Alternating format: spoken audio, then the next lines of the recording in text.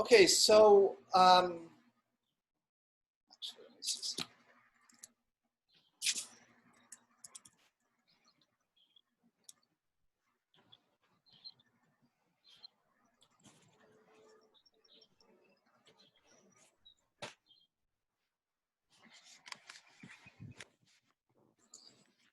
so we've been as I mentioned last class, we've been working with color, or I've introduced color slowly to the class.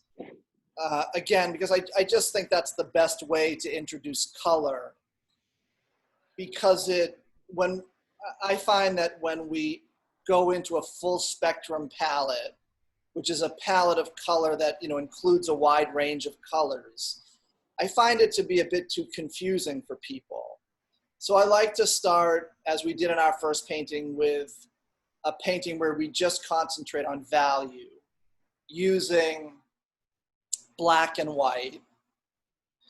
And then we move on to a warm, cool painting, a painting like this painting by Rembrandt. It was probably just a warm, cool palette. So probably just a black or a blue-black plus white and red.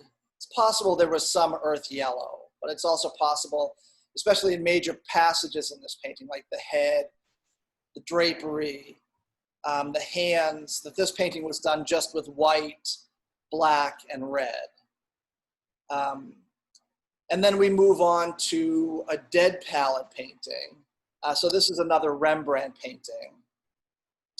A palette with white, black, red, and yellow, specifically earth yellow, probably yellow ochre. So this painting was, again, done with that kind of limited palette. And as we discussed, one of the advantages of making a painting with a limited palette is it encourages a kind of unity, both a formal unity. And what I mean by formal, when I say formal, by the way, I mean elements of the painting that just have to do with the materials or techniques involved. I'm not talking about content or meaning. So when someone is talking about art and refers to the formal properties, or they talk about the formal aspects of a work of art, what that means is the elements of the work of art that just have to do with the form itself. So in other words, the materials and techniques involved in creating the work of art. So a limited palette can lead to a formal unity. So a unity of color, it contributes to a unity of light. Unity of composition involves other elements too, but it encourages a unity of composition. So all of those are strengths. And okay, so just move on. And then we moved on to a dead palette painting, which would be white, earth red, earth yellow, black, and a blue.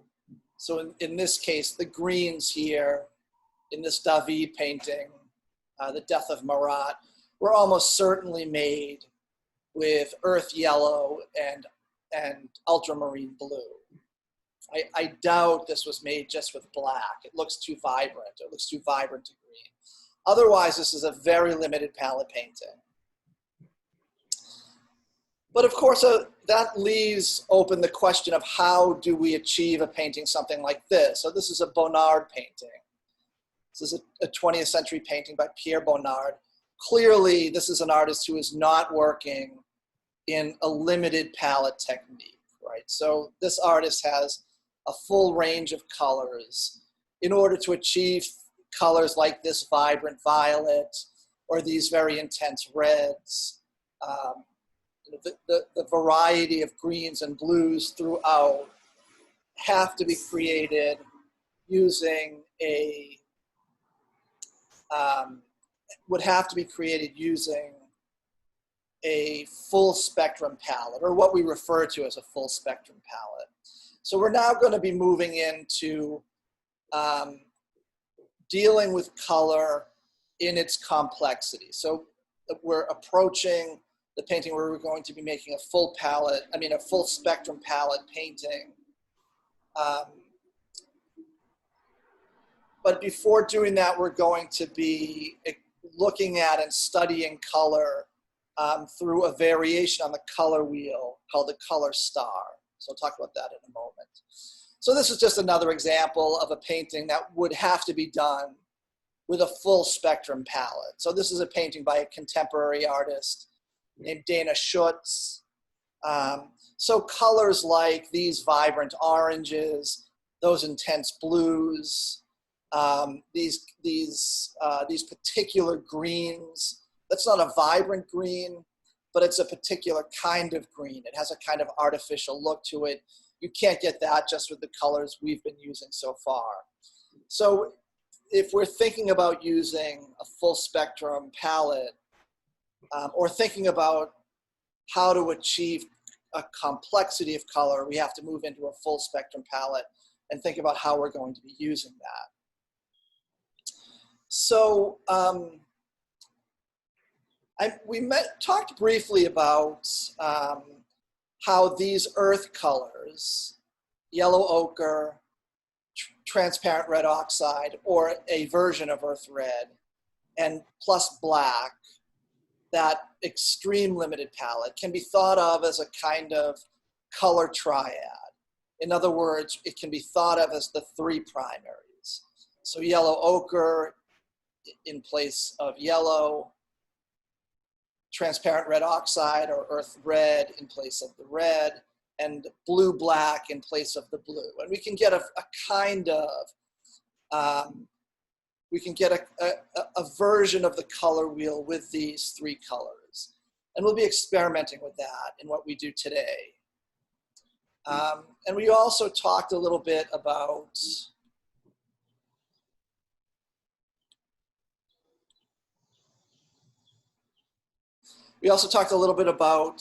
the traditional red, yellow, blue color wheel.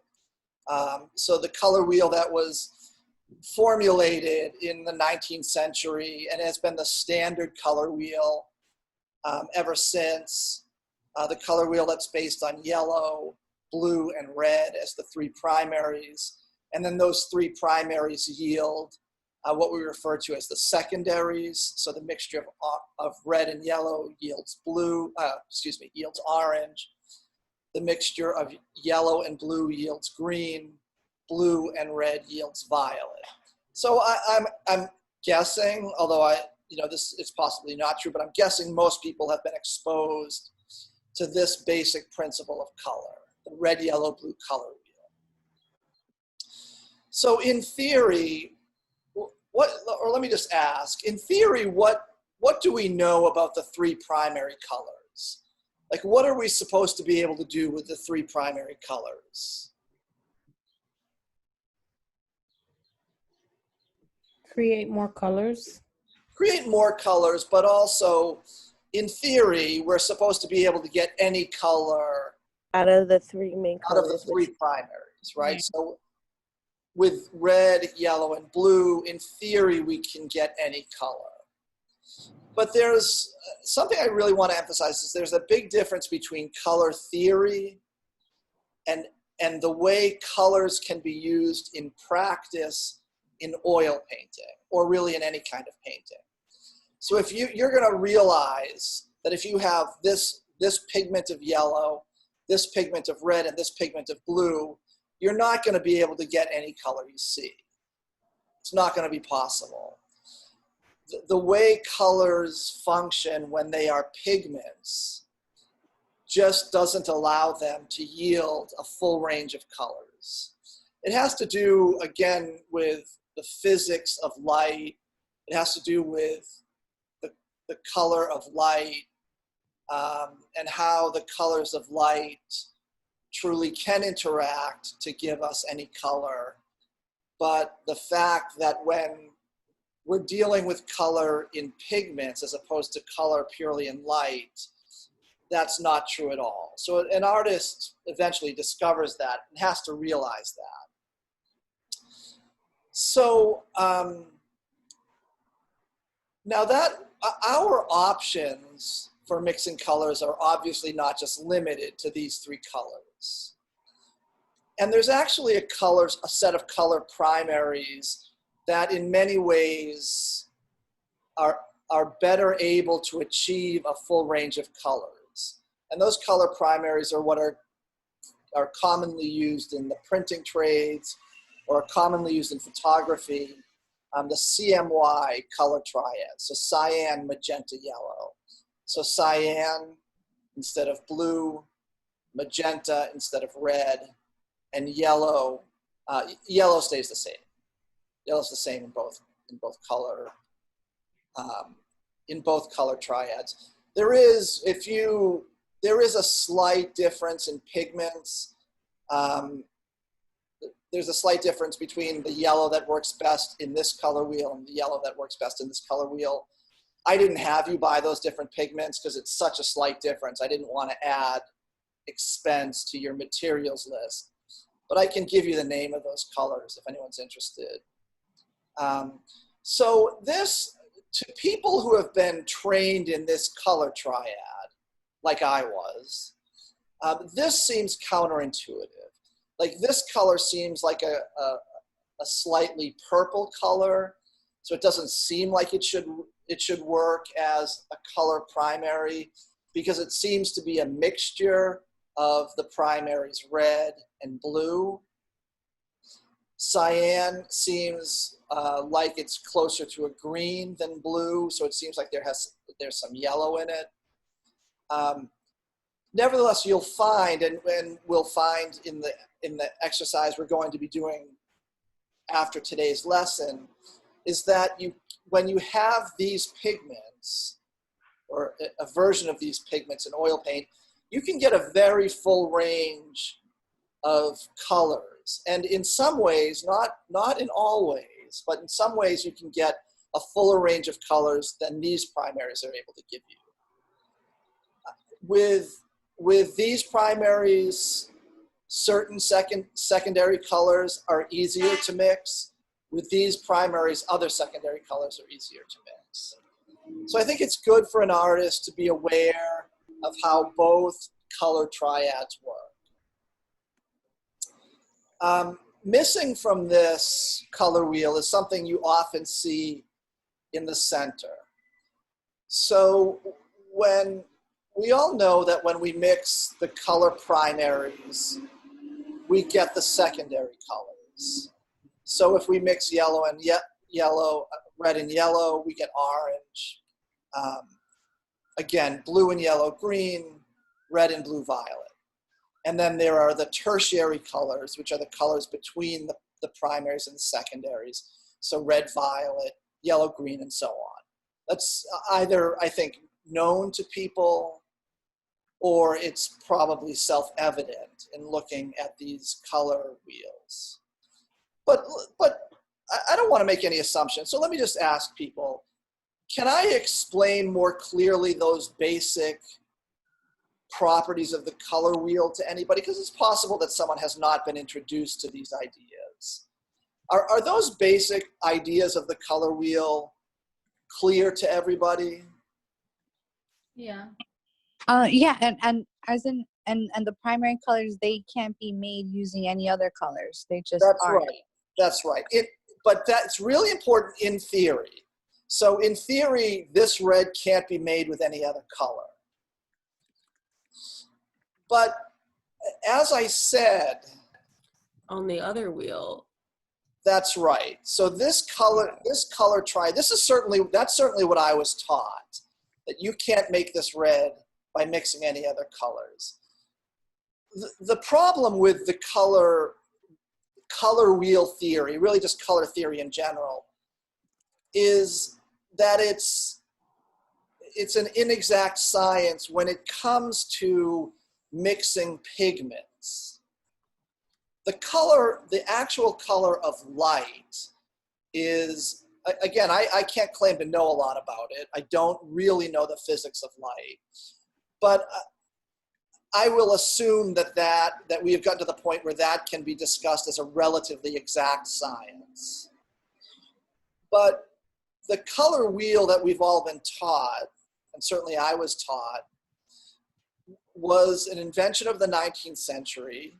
It's not that it wasn't, more or less, it was more or less understood, but it wasn't put into an organized system until the 19th century. And it was a color theory that was very useful, but it wasn't absolutely exact. So in fact, you can mix what we usually understand as a traditional primary red by mixing magenta and yellow. If you mix magenta and yellow, the right pigment, you get a primary red, somewhere between these two colors. If you mix cyan and magenta, you can get something very close to a traditional color wheel blue. So that's important to know, and that's something you eventually learn through experience, but I think it's helpful to find that out by actually making something like these color wheels. So now the reason, so people might then ask, well, why don't we just use this set of color primaries? And some painters do. There are some painters who just use, who have on their palette nothing but magenta, cyan, yellow, often black and white. And then they mix all their colors with just these three pigments. The reason I don't do that, and the reason I think that students should be introduced to other options, it has to do with something about paint not related to color. And that is that these colors, magenta and cyan, you can only create them in oil paint by using pigments that end up being very transparent. So the pigment that allows us to get a magenta, a true magenta, when you put that pigment down on a canvas, it's transparent. When you put down a primary red, it's opaque. So you can very easily put down a primary red and cover over another color in your painting, where it's much more difficult to do that with a magenta. And so I certainly don't like only having transparent pigments. I'm just for the kind of painting I do, and I think my guess is this is true for most painters, they need opaque pigments. They wouldn't be able to do certain things in their paintings unless they had pigment that was able to completely cover layers below. And so I don't teach using just these primaries because the pigment itself doesn't allow an artist a full range of options, in my opinion. But I do know painters who use these three. And I can show you something about just these three pigments. But I actually think what's much more useful for an artist is to learn not only both of these color wheels, but also what we might call a dead palette color wheel: earth yellow, earth red, and blue black. And when you start to experiment with all three, I think it just leads to a much better understanding of color. I guess probably part of the reason I still teach this color wheel is because that's what I was taught. That's probably part of the reason. But really, I don't think it's useful to just have transparent pigments. And then again, this is the reason these can only be transparent, gets into chemistry. So a color like this would have been unavailable to artists before the 20th century. These are colors that are created in the laboratory. Colors like this were largely unavailable to artists before the 19th century. These are called mineral colors as opposed to earth colors. Colors like this were available but very, very difficult to achieve before the 19th century. A color like this, like there was a color like this called rose madder before the 19th century, but it's what we call a fugitive pigment. In other words, you can use it, but within a few years it would fade. And you see some paintings nowadays where you can see by the context of the painting that what was painted in the image should have been violet, but this color has faded, and all that is left is a blue object where it should have been a violet object. I think that gets a little bit off topic, but I actually find the history of color in human consciousness and human culture and in language to be fascinating. Like, I don't know if people are aware of this, but in every single language, as far as it's possible to tell, the first two color names are always black and white.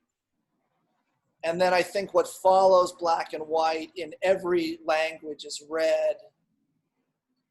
And then I think in every language, something like it's followed by either yellow or green. Those vary from language to language. But I think in virtually every language, the last color name is blue. And something that's fascinating about that is this sort of gets at the complexity and what I would call the fugitive nature of color. In other words, color is a very ambiguous aspect of lived experience. And people have probably experienced this. Like, some people will see a color as yellow, some people will see it as orange, and they can't agree on it. Does anyone remember that weird meme from like 5 or 6 years ago where there was a photograph of a dress, and some people were convinced it was black and blue, and some people were convinced it was gold and white? Anyone remember that? Yeah. No one remembers that? Yeah. You do remember? Yeah. Yeah. So that gets at how fugitive color is to human perception. Like, we think color is this kind of absolute thing that exists in the world, but it's actually just a property of light and the way our eyes process that information, the way light bounces off objects and returns and comes into our eyes. And getting back to the history of colors, I don't know if anyone, I find less and less that people have read Homer. When I went to college, that's actually not true, I shouldn't say that, but it used to be that in college everyone would have to read Homer, the Odyssey and the Iliad. That's not true anymore. It used to be that everyone would read them in high school. I did it in high school. But so I don't know if people remember a common description in Homer is he would always describe the sea as the wine-colored sea. And that always seems strange to me. Like, why? That never made sense to me, because when I think of the color of wine, I think of red, right? And so it always seems strange to me that he was describing the sea as wine-colored. But there actually was no word in ancient Greek for blue. And there have been some studies that show that if there isn't a word for a color, people don't perceive that color. So it was only when the word, or I guess when there was some intersection of perception and then the color name, that people actually start seeing the color.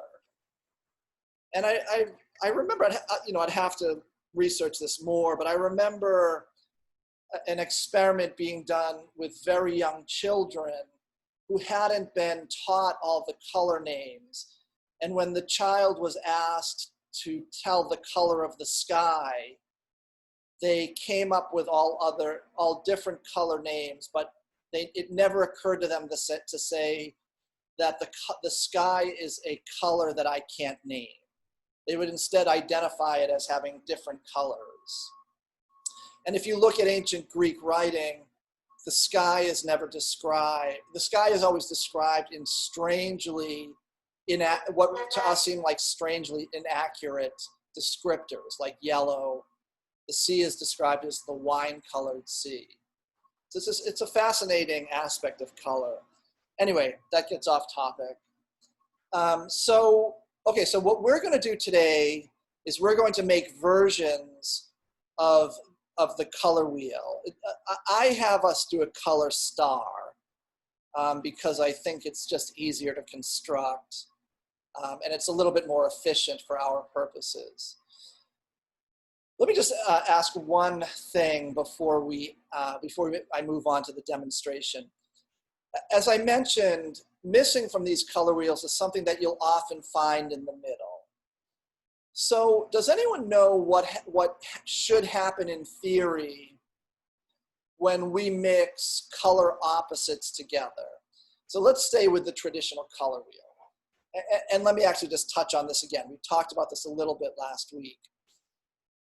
If we look at the color wheel, so let's say we look at primary red, and then we look at the opposite side of the color wheel, we have green, right, which is a secondary color. These are referred to as color opposites. Or does anyone know the other term, a synonymous term for color opposites? Complementary. Right, complementary colors. And what do we know about complementary colors? Like what are they supposed to do for us as painters? Don't they make brown? Well, yes, they actually in practice can often make brown. But anyone, like how would we phrase that in theory? I don't know if that makes sense. For complementary colors like green and red, in green there's no red as the primary color in it. Right. Maybe it means that it loses its color intensity. Right. Okay. So, and we're all getting at what we're referring to. That's right. So everybody's right. All of those answers are correct. When you mix a color with its opposite, so red with green, blue with orange, violet with yellow, yellow-green with red-violet, and so on, each color loses their intensity. So I think was it Lena who said that you get brown? Yeah, it was me, and then I said that it means that it loses color intensity, right? Okay. Because I don't know. Yeah, the technical way of saying that is that it becomes grayer. So in theory, what happens is if we mix equal percentages of color opposites, we get a middle gray. That's purely in theory. You can achieve something very close to a middle gray, but often that middle gray looks like a kind of brown. But in fact, we can think of the brown that you get by mixing red and green. That is, we would call that a grayed down version of green or red. We would call that a gray green or a gray red, because that's just another way of saying that a color is losing its intensity. If we say a color is losing its intensity, that's the same thing as saying that a color is graying down. It's also another way of saying that we're making a color more neutral. So that's just something to bear in mind. So often a color wheel is shown with a middle gray here in the middle. And we're going to do that in our color star. Okay, so, and just to elaborate on that for our purposes, so if we're able to think of color opposites as allowing us to achieve a grayed down and often darker version of a color. So if we want to make green darker, we can often use red. If we want to make yellow darker, we can often use violet. We can also then think about color opposites as a way to often, not always, but very often mix a convincing shadow color for, let's say, a yellow object. So let's say we're trying to find the shadow color of a yellow object. Often we can find that color successfully by mixing violet with yellow. It doesn't always work that way. That's not always the best way.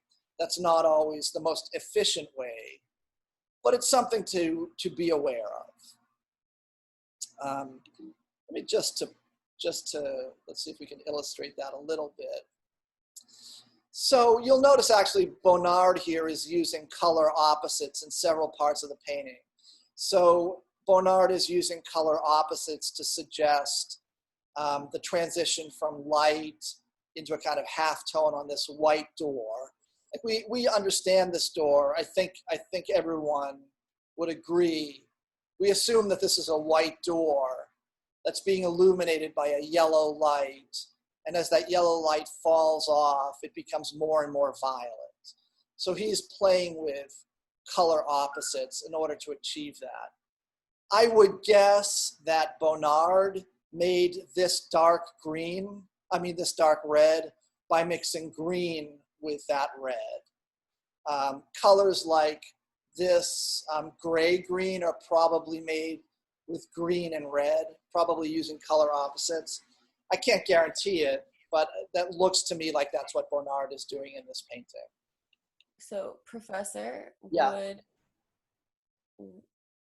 what, I guess, would the difference be between darkening a color with black versus its complementary? Yeah, that's a really good question. So in other words, if Bonnard had used this color for the light and then had just made it more and more black, was that what you're asking? I mean, I guess it's less, I guess I'm thinking about it. Like, I guess it would be less colorful. I guess there's... Yeah, it would be less colorful. I mean, he certainly wouldn't be able to get this, that particular violet if he had just used black. And I don't think I think black is a very useful color. I know some teachers of painting say never use black. I think that's really bad advice because I think black in certain times can be very useful. But black should be used very judiciously or very consciously, because if you just use black to darken a color, black always gives, when you mix black with other colors, it always gives a very specific kind of dull gray look to the color. And, you often don't want that. So you have to know how black is going to work if you're going to be using it to mix darker colors. Black always gives colors a kind of ashy, dull gray look to it. And sometimes that's appropriate, but certainly not always.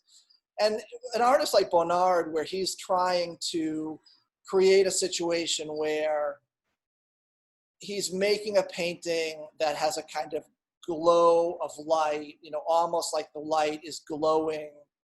We both read light in the world, so light coming from the daylight streaming into this room, but the painting also seems to glow with a kind of inner light, right? Like we understand this table here to be in shadow, but that violet glows with a kind of inner light.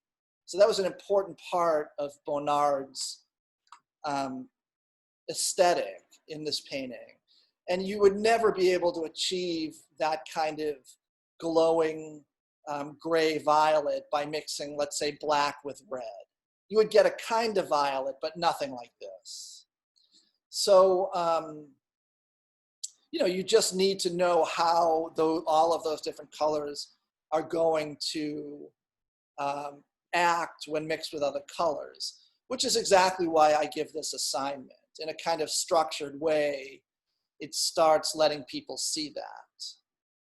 And so when we do our color stars, you'll see how black works with some colors and so on. Okay, so I'm going to switch to my phone and hopefully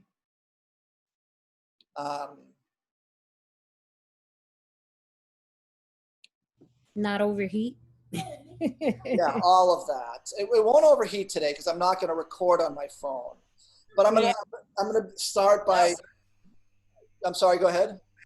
I was just wondering if it worked. in the end. I think it'll work in the end, yeah. I actually did unpack the webcam, but that webcam gives a flipped image, and I haven't been able to figure out how to get it. But did you So- hear what we said as far as like you're joining the meeting, and since you're in the meeting, you could just record what you Yeah. are?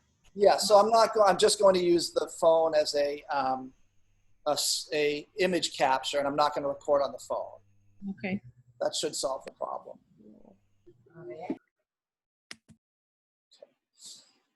So, okay, so give me 1 second.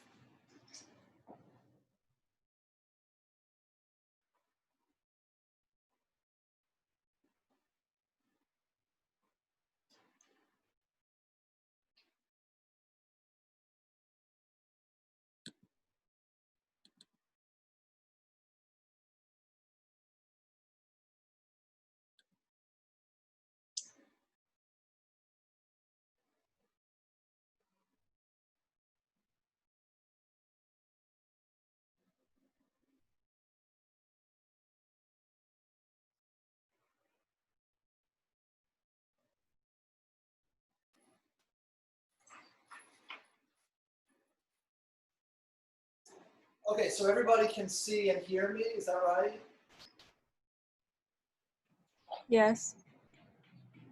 I'm going to move my.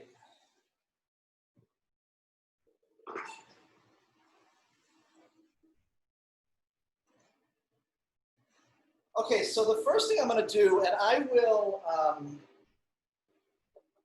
I'm going to show you how to draw the color star. So we have,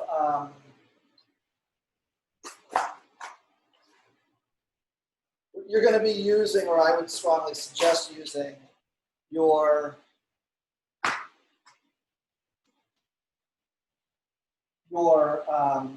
canvas pad for this, okay? So I'm going to show you now on this sheet of paper how to draw the color star, how to lay that out. And by the way, I will send everybody a PDF that has these directions on it as well. Okay? So the first thing we're going to do to draw out the color star is we're going to find a square within this rectangle. So since this sheet of canvas paper is about 9 inches, it's a little bit less. It's 8 7/8 inches, that's annoying. They say 9 by 12, why not just make it 9 by 12? That's weird. On this ruler, it is 9 inches. That's strange. Oh, no, okay, no, it's 9 inches. Okay. So very simply, again, this is probably obvious to most people, but so in order to find a square on this sheet of canvas paper, I am measuring out 9 inches from the short edge, so from the short edge over, measuring out 9 inches, and then I'm going to line up those 2 marks and draw my rectangle. So I will do that for 3 sheets of paper. So again, from the short edge, I'm measuring out 9 inches.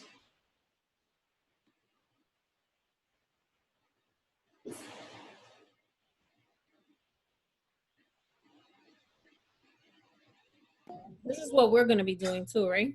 Yes. And so you're going to be making 3 of these. like this so that We're going to be doing 3 color stars.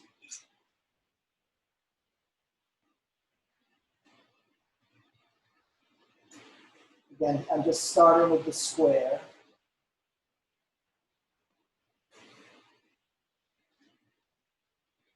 So you're going to need a ruler. If people don't have a ruler, you can get a ruler at any bodega or corner store or local hardware store, anything like that. Okay, so let's establish a square within your 9 by 12 inch sheet of canvas paper.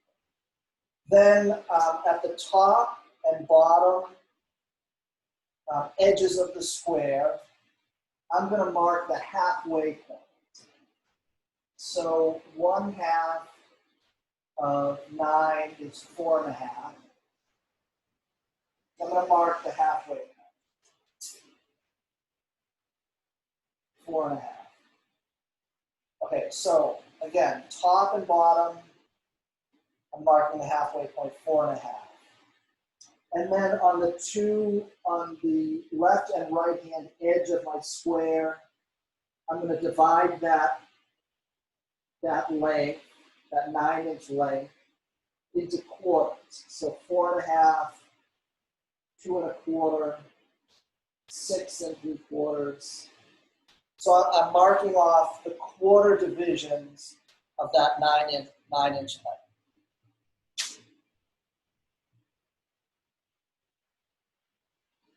So again, half of 9 is 4.5. Half of 4.5 is 2 1/4. And then half, so I'm going to add 2 1/4 to 4.5. That's 6 3/4. So I have the square divided, the top and bottom edge in half, the right and left edge in quarters. And I'm going to use those marks to draw my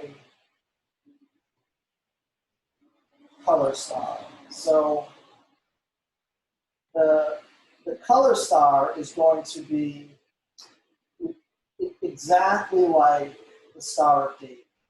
So it's going to be a star that's created by superimposing 2 triangles. So I'm making my first triangle by connecting the top halfway point with creating a base with the bottom quarter marks on the left and right hand.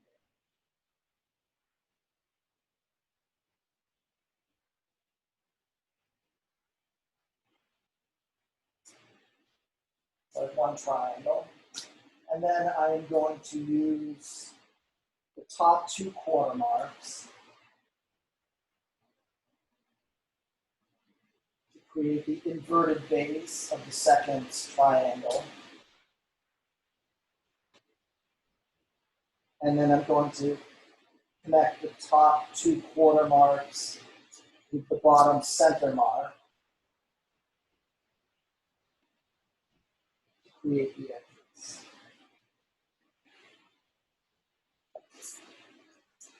So I have my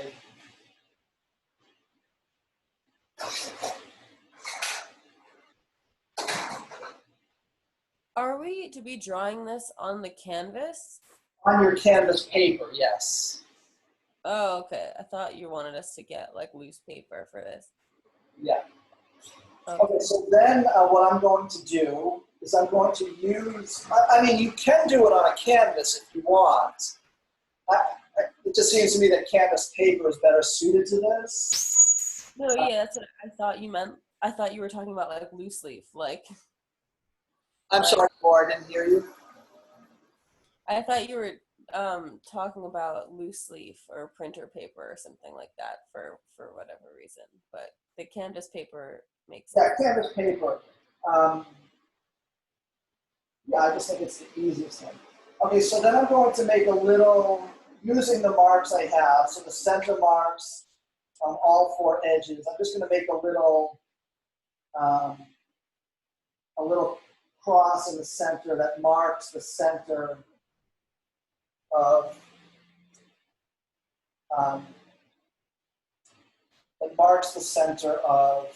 my color star. And again, that cross in the center is made by connecting the two midpoints on the left and right edge, and then connecting the midpoints on the top and bottom to get a little cross in the center. So what I'm going to do there is I'm going to make a small circle. So I have a compass, but you don't have to have a compass to do this. I'm going to make a circle. Doesn't have to be, make it a relatively small circle. But it doesn't really matter exactly what size it is. Okay. So if you don't have a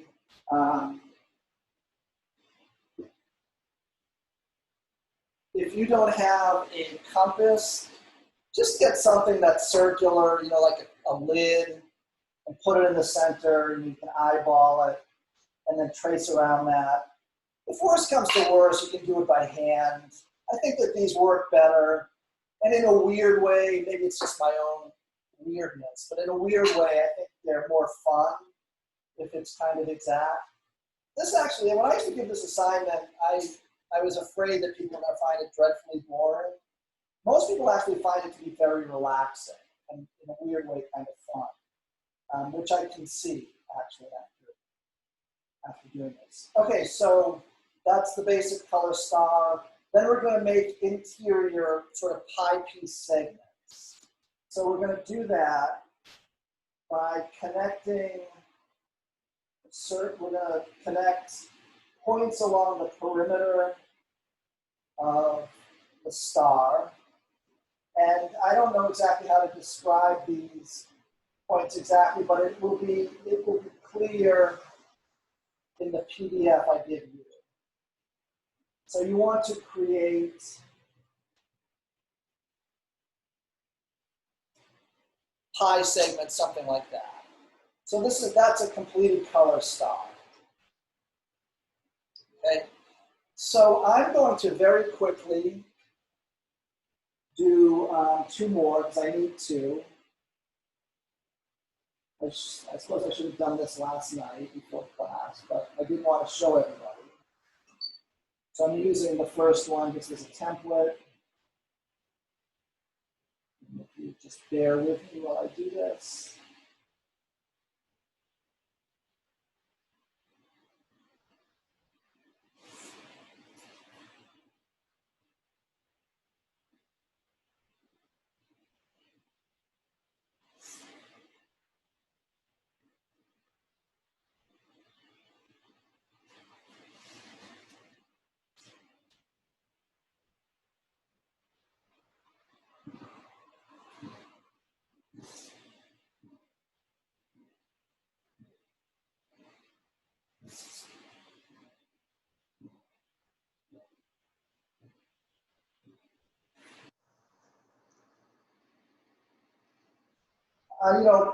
People often screw up on these. I do it every year. I screw up one of them. I for some reason, every year, instead of doing quarters along the edge, I do thirds. I don't know how I can still be doing that after all these years of teaching this, but I do. But don't worry about it if you do. You can just erase and start over again.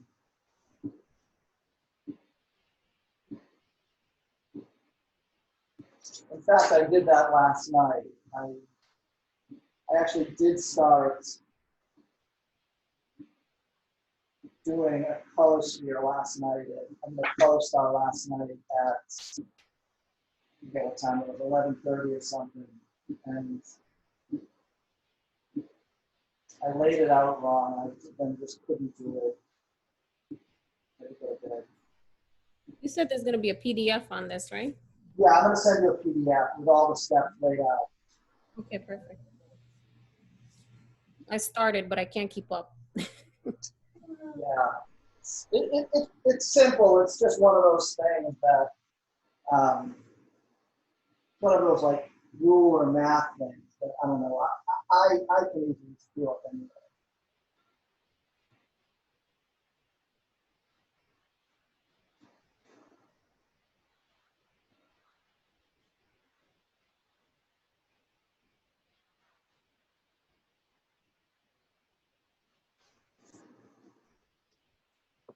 How many stars do we need?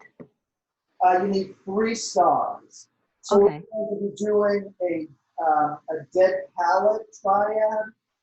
So earth red, yellow ochre, and black. And we're going to do a traditional primary color star. So red, blue, yellow, and then we're going to do a cyan, cyan, magenta, yellow. Okay.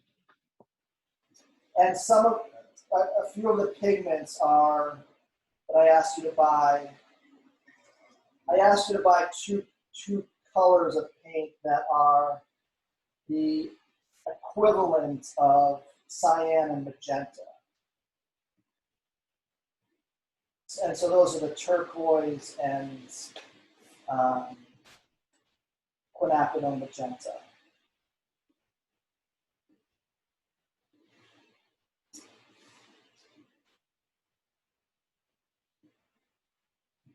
If anybody wasn't able to find one of those, you can let me know.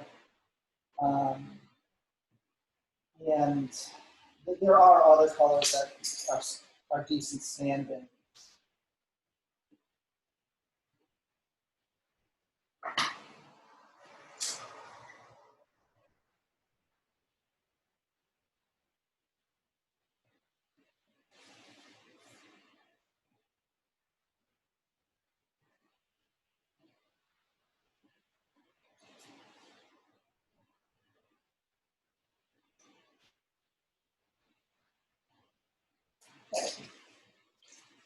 My 3.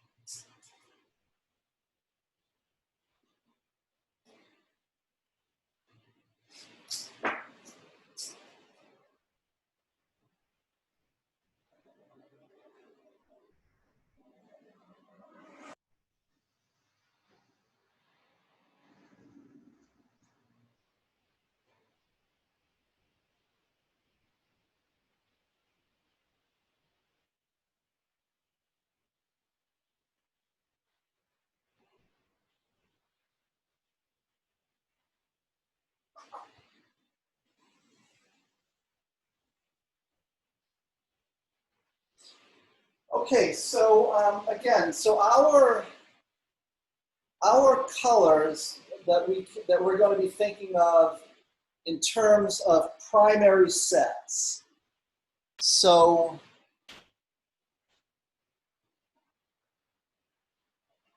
we have our dead palette primaries.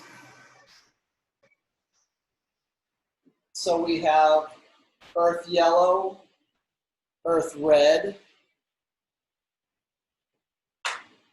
and black. So this is obviously going to give us, if we're using these as a primary set, this is going to give us a very muted set of primaries and secondaries and tertiaries.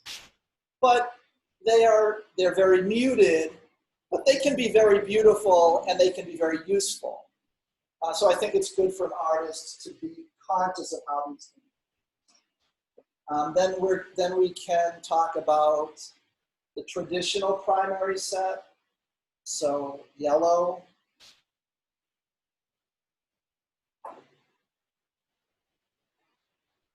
red, primary red, and blue. So in this case, ultramarine blue. And then we can talk about our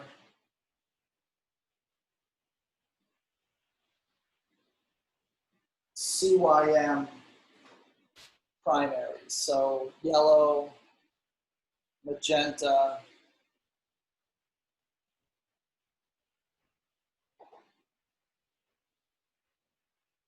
cyan.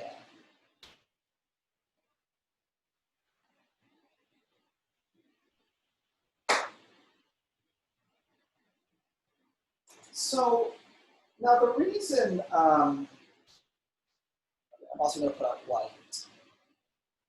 You can, if you find it necessary, I would actually recommend this. I would recommend adding a little bit of white to a couple of these colors to get something that reads a little bit more clearly as a color wheel primary. So you want to add a little bit of white. I would recommend ultramarine blue to get something that reads a little bit more like, again, a color wheel primary. And you might also add a little bit of white to transparent red oxide. You don't have to do that, but I think that it allows you to get color wheel hues that are a little bit more useful.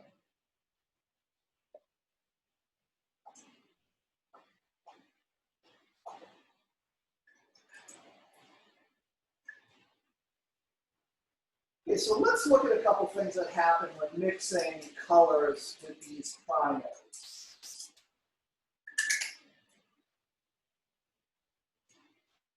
So if we are just talking about the traditional primaries are great for mixing orange. You get a beautiful orange with these traditional primaries.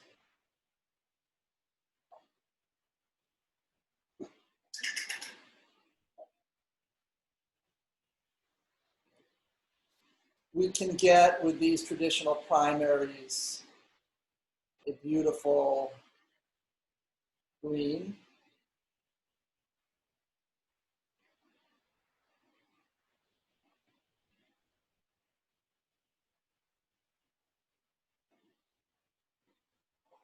That's a little bit of a yellow green, but that's okay. And then with the traditional primaries, we can get a violet, but it's a violet that is a little bit dull. It's not exactly a vibrant violet. It's certainly a beautiful color.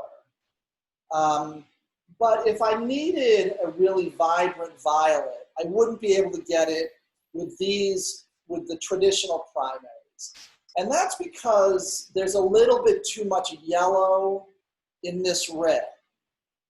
And since yellow is the opposite of violet, the yellow that's in that red is going to be graying that violet down a little bit. Graying that violet down may be exactly what you want for a certain aspect of a certain painting.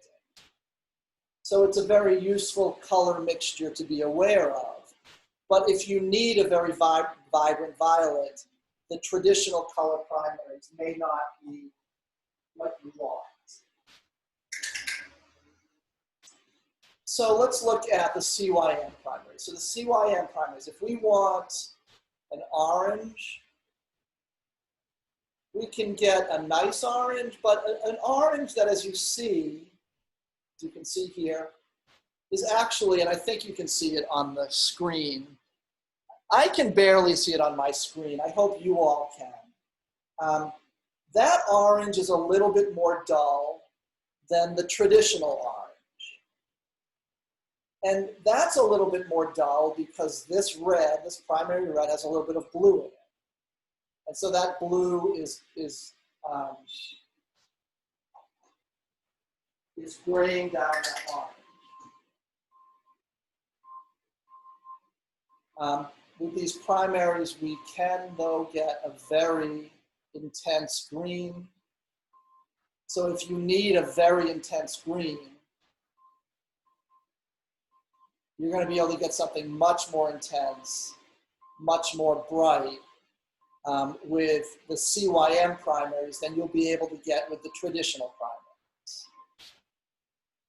Now, I will say that in my own work, I can't imagine ever needing a green that bright. And I think you will find that with a lot of artists. But that doesn't mean some people aren't going to need that, or you may need that for certain moments, certain paintings.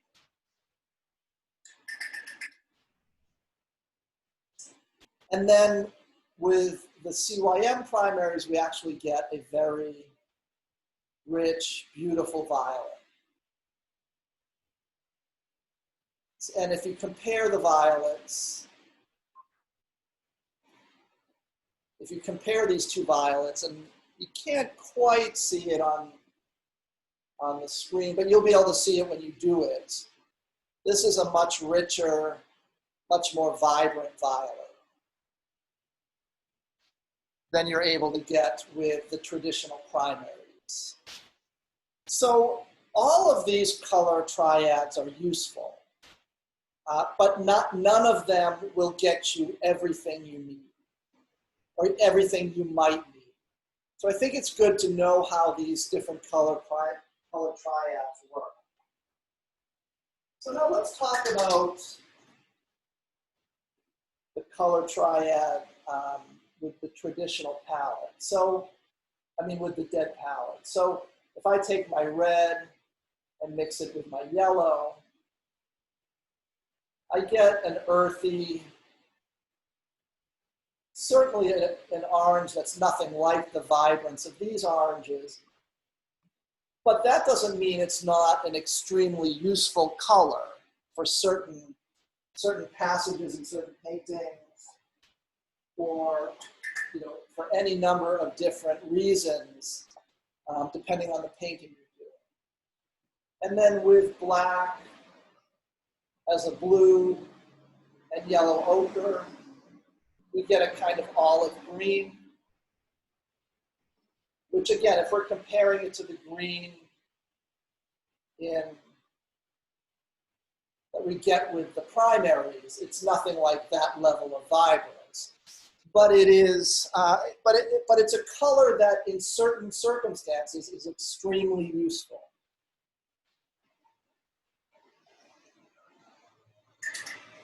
And the same thing could be said of the violet we can achieve with these colors. So if I mix a little, it's a little too much, a little bit of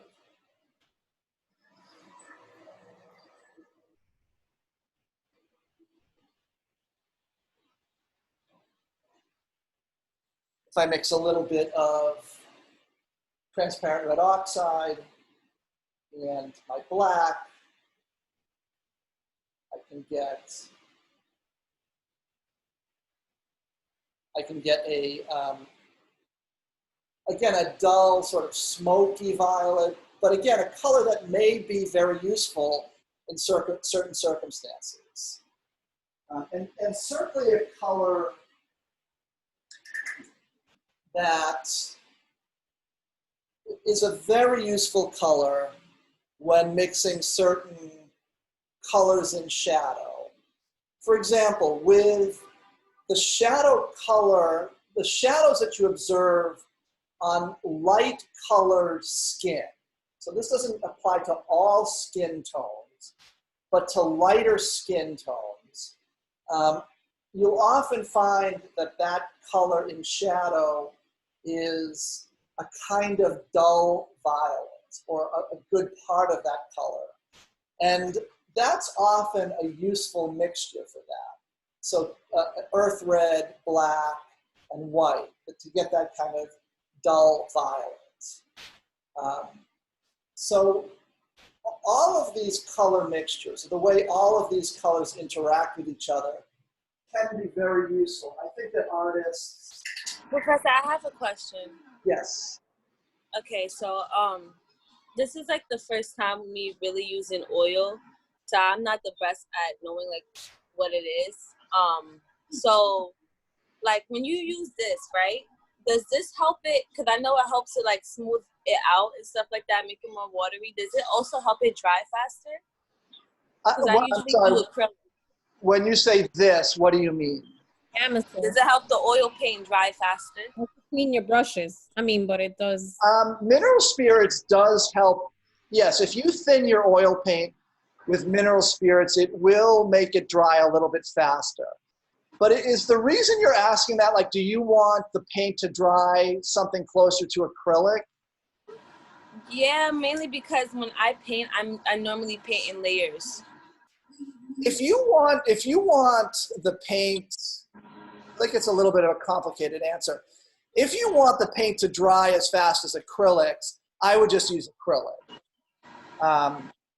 Because if you can make oil paint dry very fast. Like they do sell products that will make the paint dry. Like I also have this matte, but I don't know. I never tried it with oil. This is like using oil.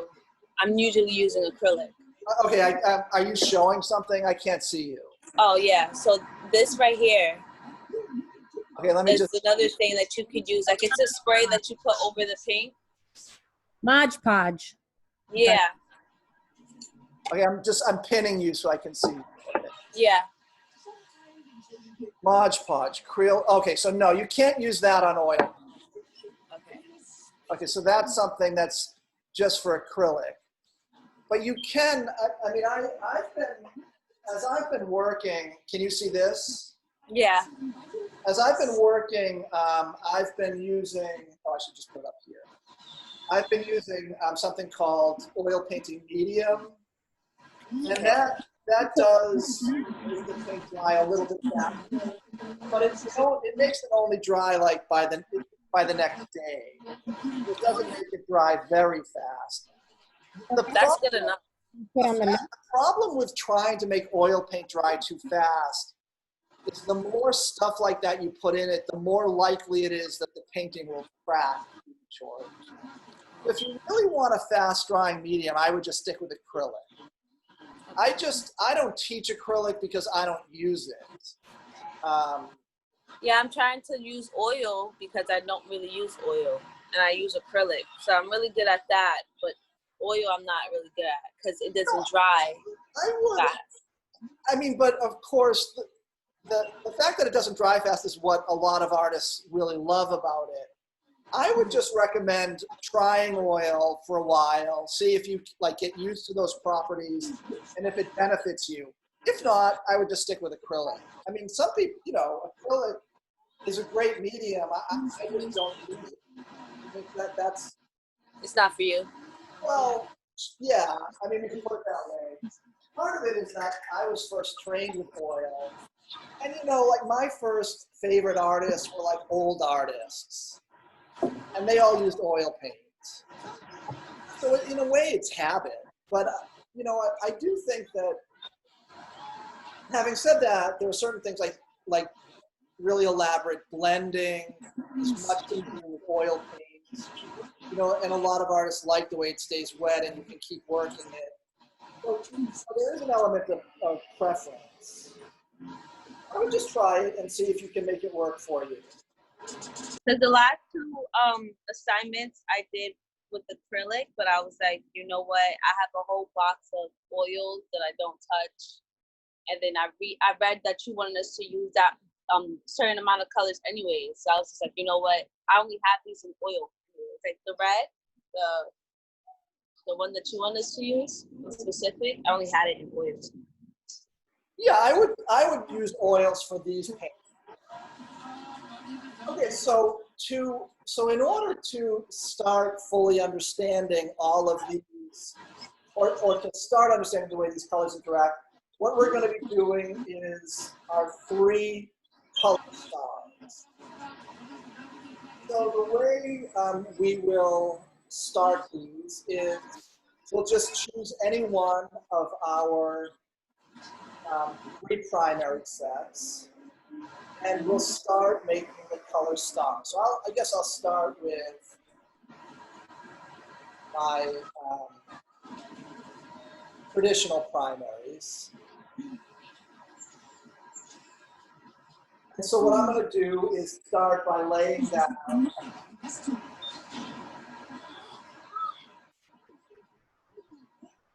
I'm going to start by laying down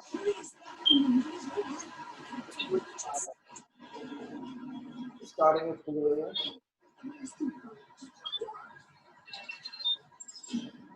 Kyla, do you mind muting your mic for a second? So sorry. It doesn't really matter where on the color star you start your primaries.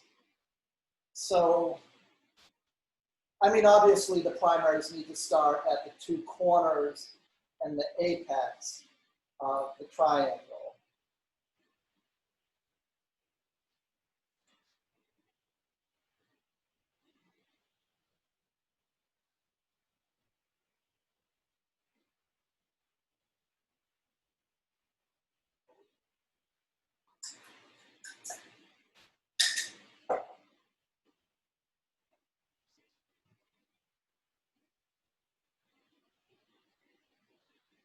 Awkward to do this maneuvering around my camera on my phone.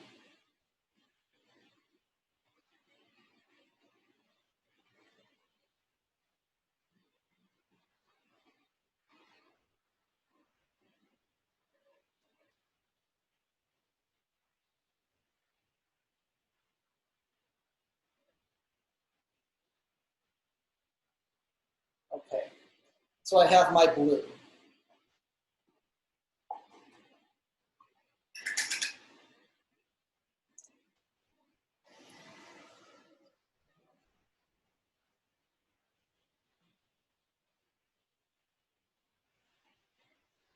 I'm just going to clean that up a little bit. I have trouble with very fine work when I have to maneuver around this phone.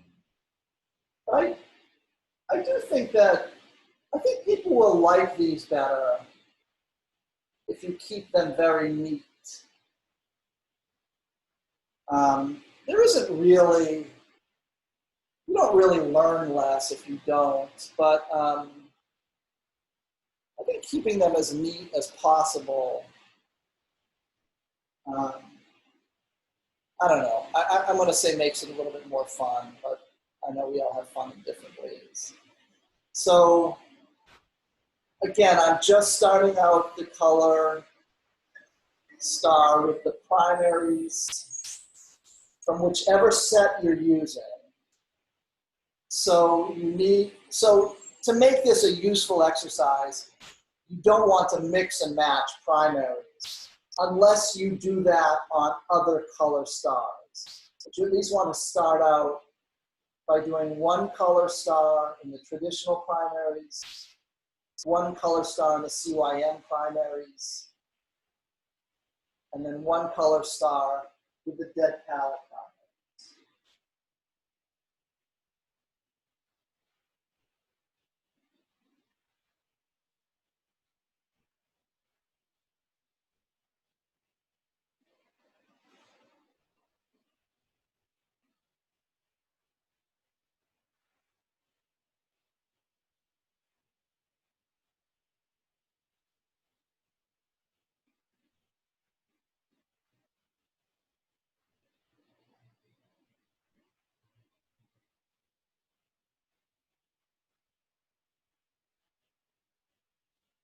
If people are able to, you might, since there may be some dead time while I'm showing you how to do this, if people are able to, you may want to start doing it now. I don't know if that's possible.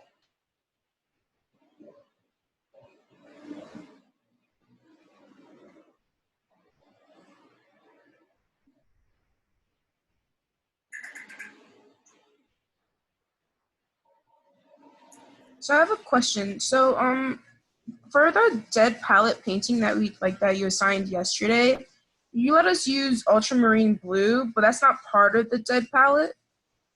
Well, I don't. Yeah, I used to give an assignment where I just asked people to do a dead palette, so earth red, yellow, ochre, and black. But I found that ultimately to be unnecessarily restrictive. So I call it I actually try to call it a modified dead palette. I just think it's better to include blue in it. So the assignment is to do a dead palette painting, but include blue in that palette. The other reason for that is really the traditional dead palette is earth red, earth yellow, and blue black. So it would be a mixture of blue and black. Does that make sense? Yeah, that makes sense. I was just confused, about your dead palette and then not adding blue. So I was like, wait, is it not part of the dead palette? Well, the other thing, I don't know if this is going to be confusing, but when I teach this class on campus, and when we provide you with materials, I actually don't use black for the first two assignments. I use a color called Payne's Gray. You know what that color is? Payne's Gray it looks like black, but it actually has blue mixed into it. But I wanted to limit the colors I asked you to buy just because I didn't want to give people, an astronomically high materials list.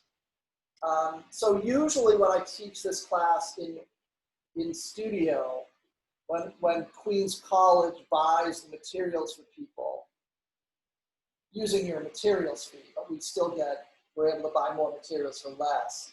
I have people use Payne's Gray, which is a blue-black. Does that make sense what I just said? Yeah. Yeah, so there's a little bit of a compromise in what we're doing because I didn't want to make you pay too much on the materials. But you could, if you want to use something closer to a dead palette, you could mix 50% blue and 50% black as your blue-black. Okay, got it. Okay, so I've started this color star with my 3 primaries, and now obviously I'm going to go to the secondary. So I'm going to place orange on the, what do we call this thing? The arm of the star. That's between red and yellow. So I'm going to make an orange. And you don't have to think of this as an exact science. So you don't have to mix something that, is going to pass some test out there of being an exact orange for these 2 colors. You want to roughly try to get something that's just, right between the 2.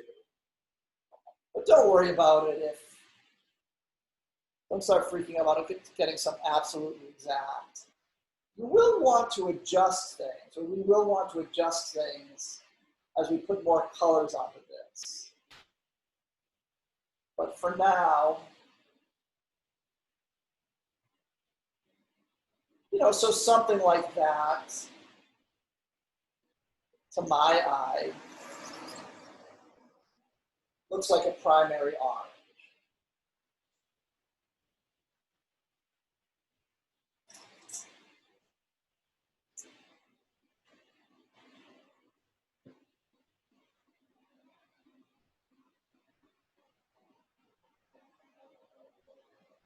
And so as we do all of the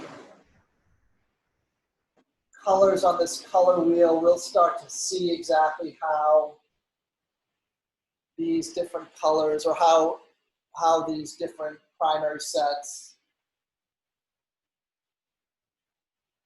give us different qualities in the secondaries and the tertiaries we mix.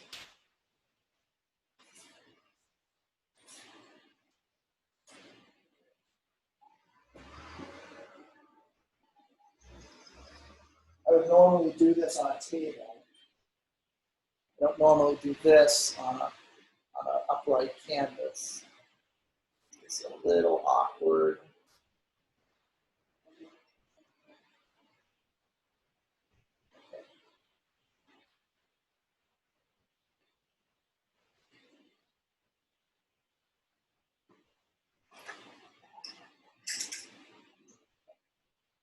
So we'll mix our green.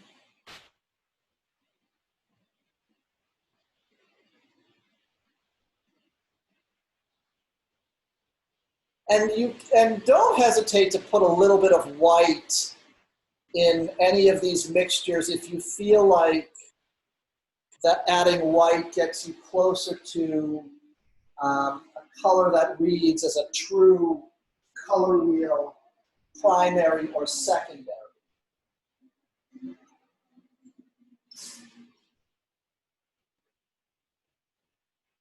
You know, like I said, I put a little bit of white into my blue.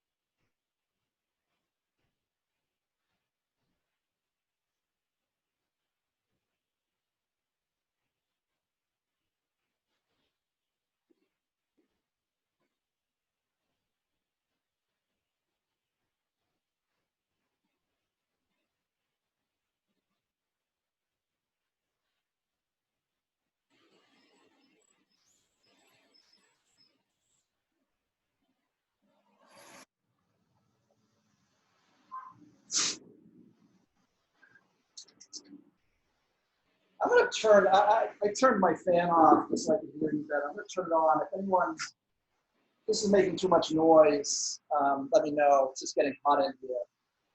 Okay, so this is fairly straightforward, I think, but let me just make sure. So what I've done is clear so far. Is that correct? Would anyone like clarification on anything? Okay. So I have again, my primaries, blue, red, yellow.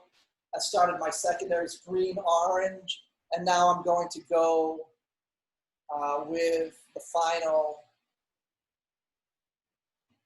secondary, which is violet.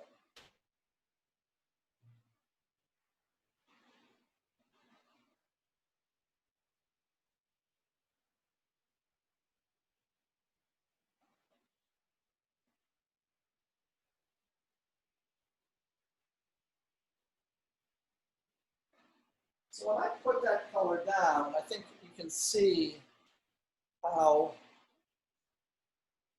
it reads as pretty dark on the screen, but that still in part shows that the violet you get with the traditional primaries is quite dull, duller than you're often going to want.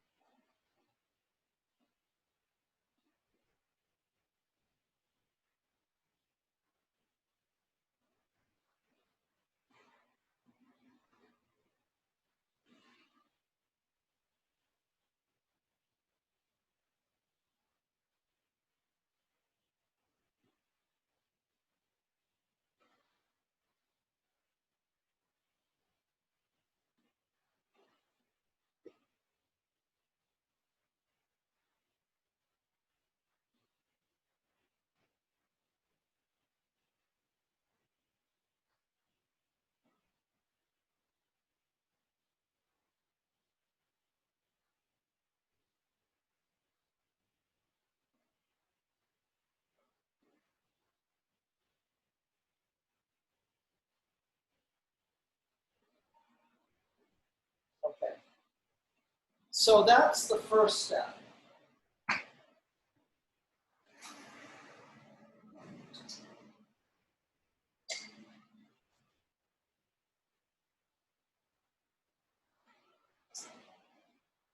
So now the next step, the next thing I want to do to make this color star as useful for our purposes as possible, I want to place in the center of this color star a middle gray that I mix with my 3 primaries. So let's put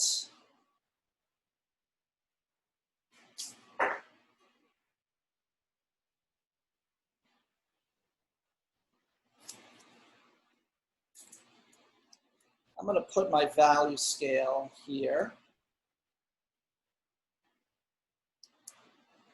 So can you see this middle gray I'm pointing to? Is that within your screen? Yes. Okay. So I'm going to try to mix the middle gray as close to that as I can using my 3 primaries. We're going to do that so that we see how our primary colors can give us, can yield these complicated grays. So I'm going to take some of my red and some of my primary red and primary yellow. So my primary red and my primary yellow gives me orange. And then I'm going to take my primary blue and I'm going to mix it into that orange. And that grays the orange down. But it gives me a color right now that I think is a little bit too green. So I'm going to take some of my red and I'm going to add red to the green because the red being the opposite of green will gray down the greenness of that color. I'm going to add white to this. So I want to bring it something like a middle gray.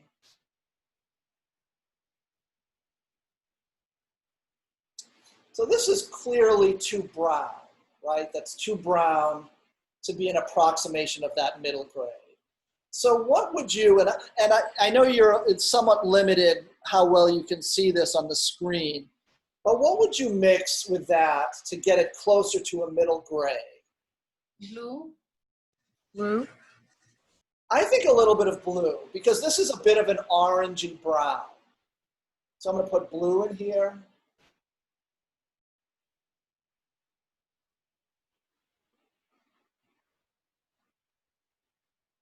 A little bit more blue.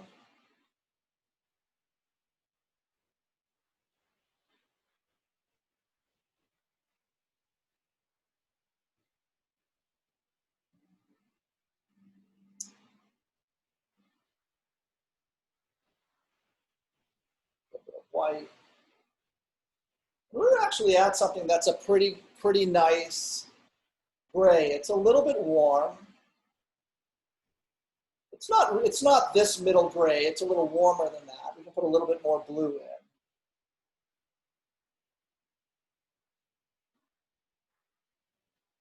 And we're getting very close.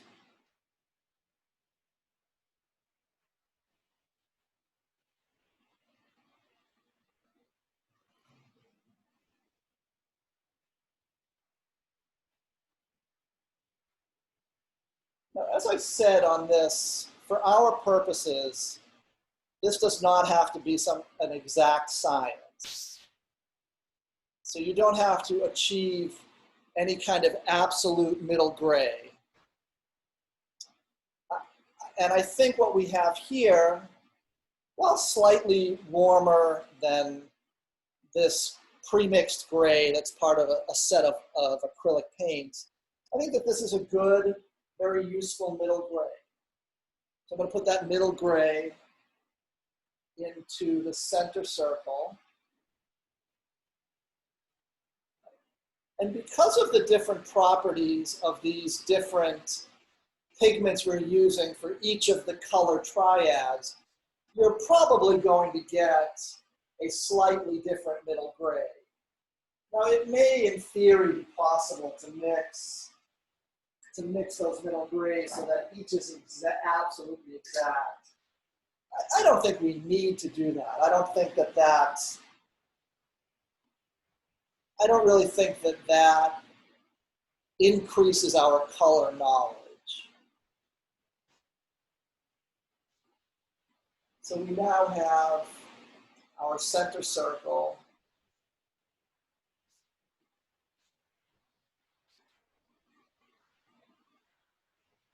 And it looks dark on the screen. I'm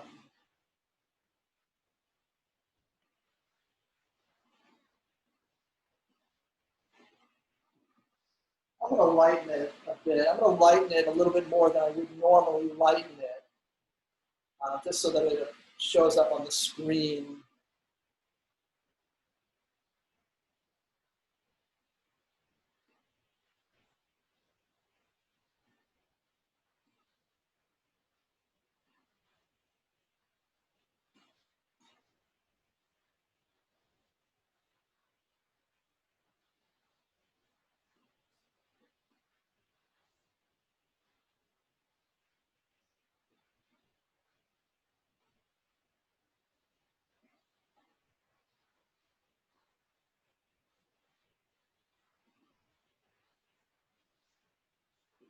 And so as you're making these color stars, try to be conscious or try to be asking yourself, okay, so it's easy to fall into a little bit of a kind of pleasurable, again, I think pleasurable, kind of automatic process in doing this. People often find this very relaxing, something very soothing about mixing these colors and filling in. But try to, as you're doing this, try to actively think to yourself, like, how will I be able to use this knowledge for mixing colors I actually see in the world? So part of the value of doing this is you start to realize how you can get different particular grades. So in life painting, the kind of work we're doing, you're often going to see a gray color that you need to mix, but you know, or hopefully you'll eventually start to know this through experience, you're going to know that simply mixing your black with white is not going to get you that color.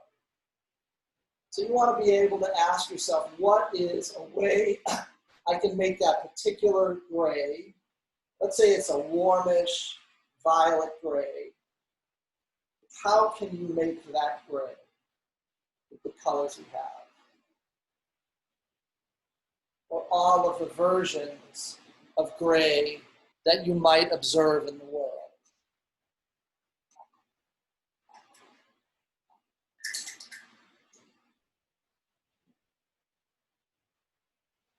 Okay. So nearly done. One color star. That's not quite accurate.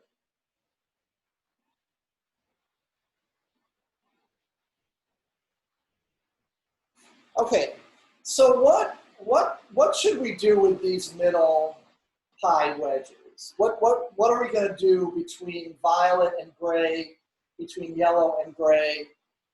What would be the, like, what's the next step here? What do you think is the next step?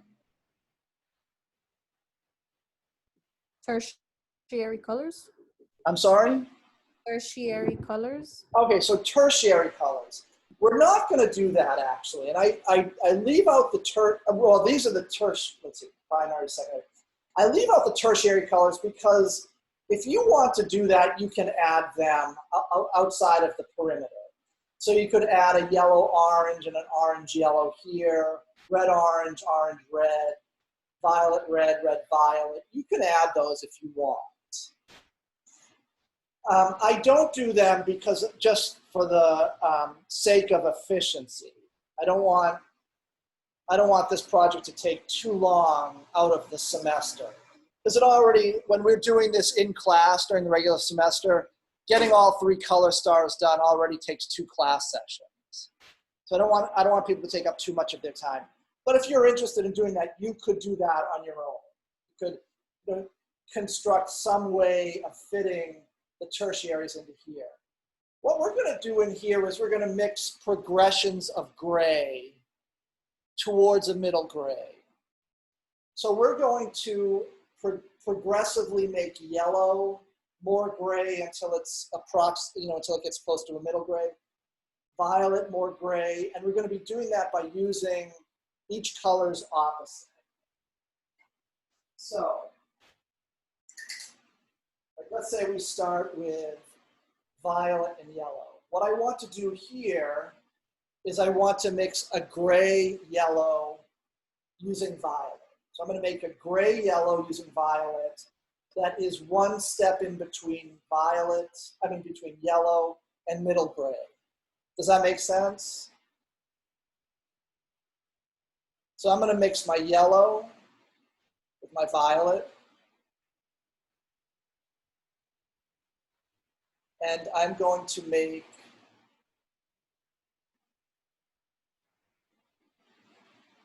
a gray yellow.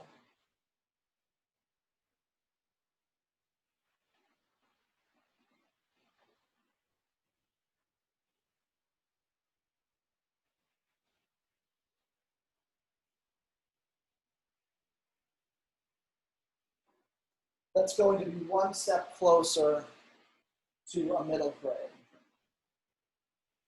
So as we're doing this, here's where you may be doing some adjusting in your color stars.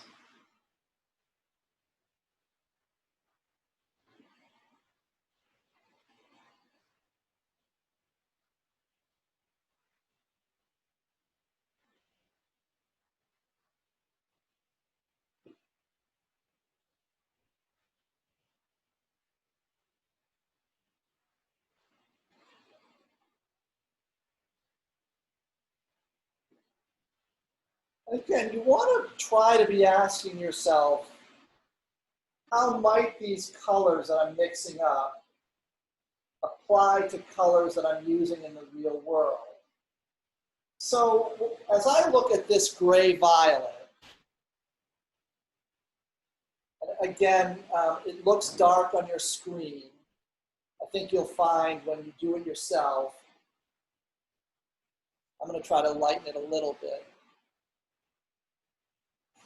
As I look at this gray violet I mix, so approximately 1 step between violet and middle gray, a halfway step between those two.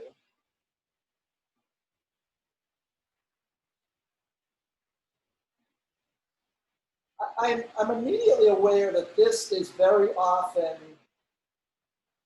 approximately the shadow color I will see on yellow objects. Like let's say, for example, a lemon. When I have a lemon and it's illuminated by a light source, its shadow color is often a color that's very similar to this grayed down yellow.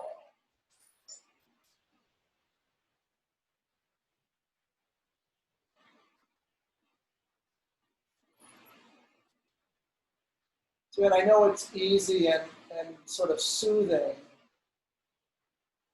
You go into a kind of automatic mode when doing this.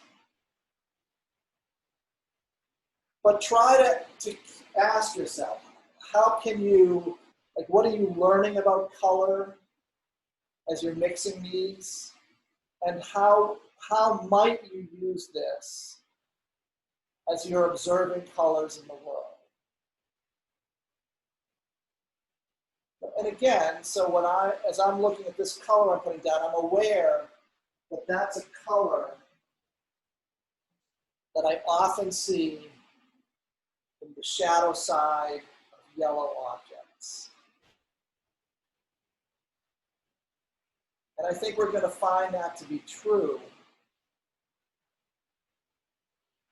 for many of these grays we mix.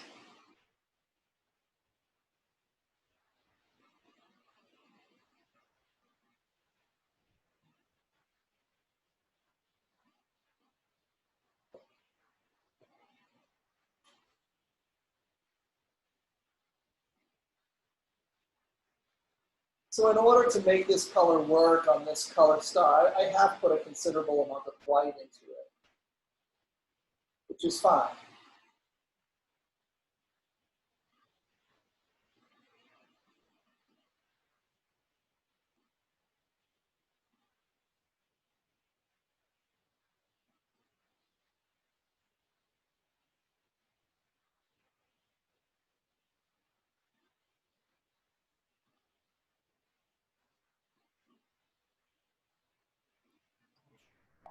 Professor? Yes. So in your mid gray, you use three primary colors and white, but no black, right? No black, right. Okay.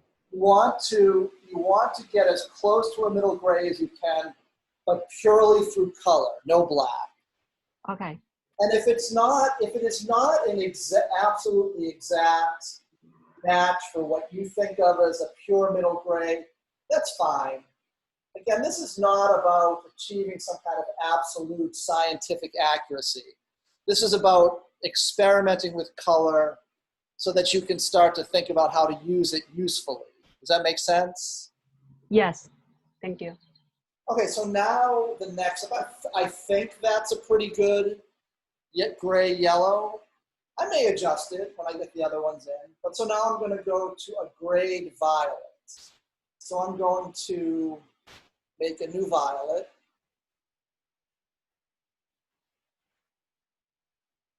And I'm going to add that right to my gray yellow, because we'll be mixing the same colors. And so this is going to be, in a way, a similar color to this, but there's just going to be more violet. And I am going to lighten it so because that color right now is darker than my violet, so I'm just going to lighten that. Whoops, I lightened it too much.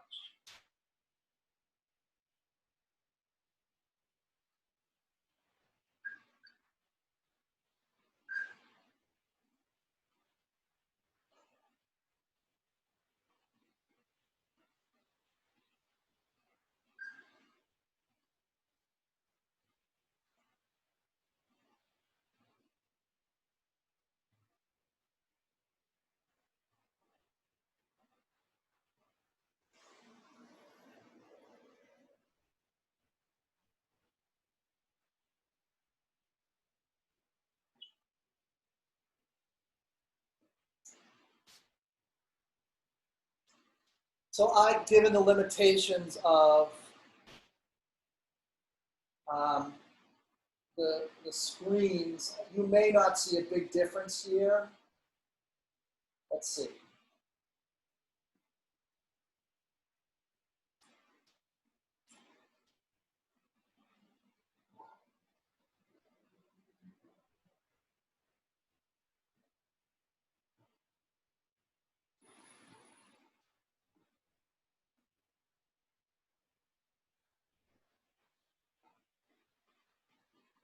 I'm adding some white to it to make the difference a little bit more stark.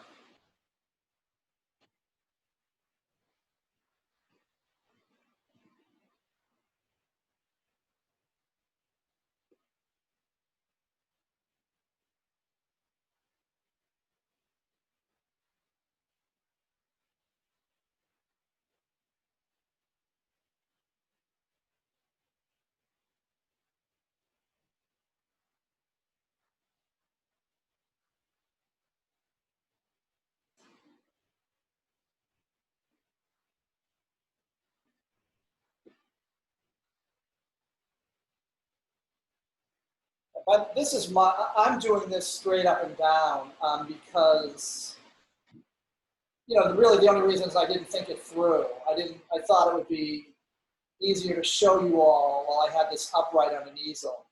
But it's probably obvious to everybody. It's much easier to do this on a table. because then you can just spin the color star around to more easily and efficiently fill in these wedges. I'm finding this very awkward, and my color star is coming out messier than I would like it to do.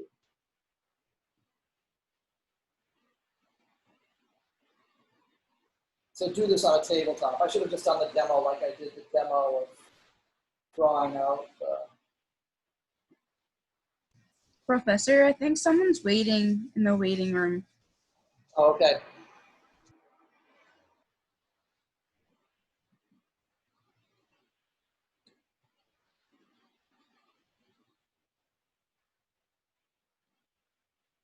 Did anybody else try to get in touch with anybody? No?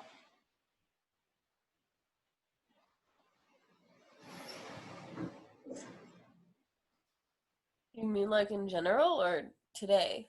Like No, today. I think we like lost. to get Okay. what? I didn't. We've lost a couple people today, but maybe they had to leave. I don't know. Okay, so as I am looking at this in my studio, this, again, as a start, this looks pretty good to me. It's not as, when I look at the screen, it's not as, the difference isn't as clear as I would like it to be.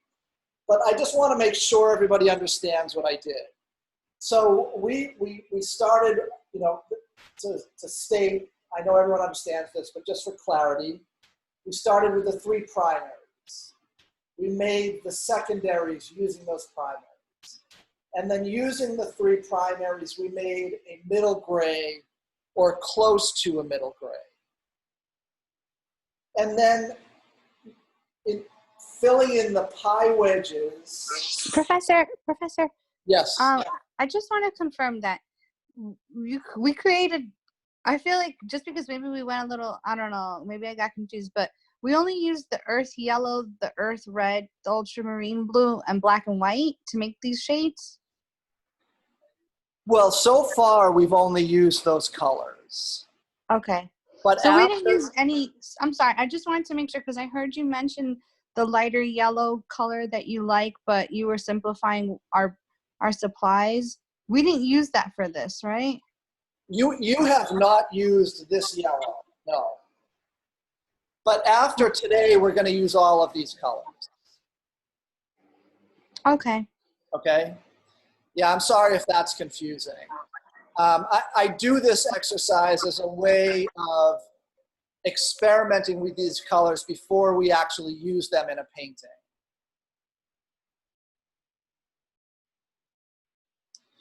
So now, is it clear what I've done between yellow and violet?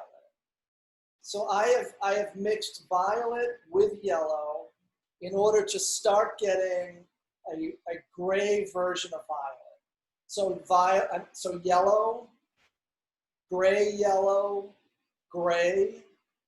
gray, violet, violet. Does that make sense to people? Yeah. Yeah. Okay. I've got a question. And so that's what we're going to do for these other pie wedges as well. So orange, I'm going to mix orange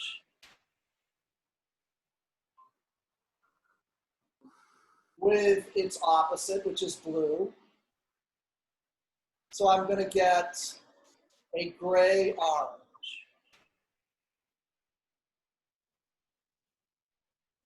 I've got a question Okay. about, and I'm not sure if it's just coming through the screen this way, but the red in this palette doesn't look like primary red. It does look, or as I would normally think about it, it does look like a yellower, like almost closer to orange.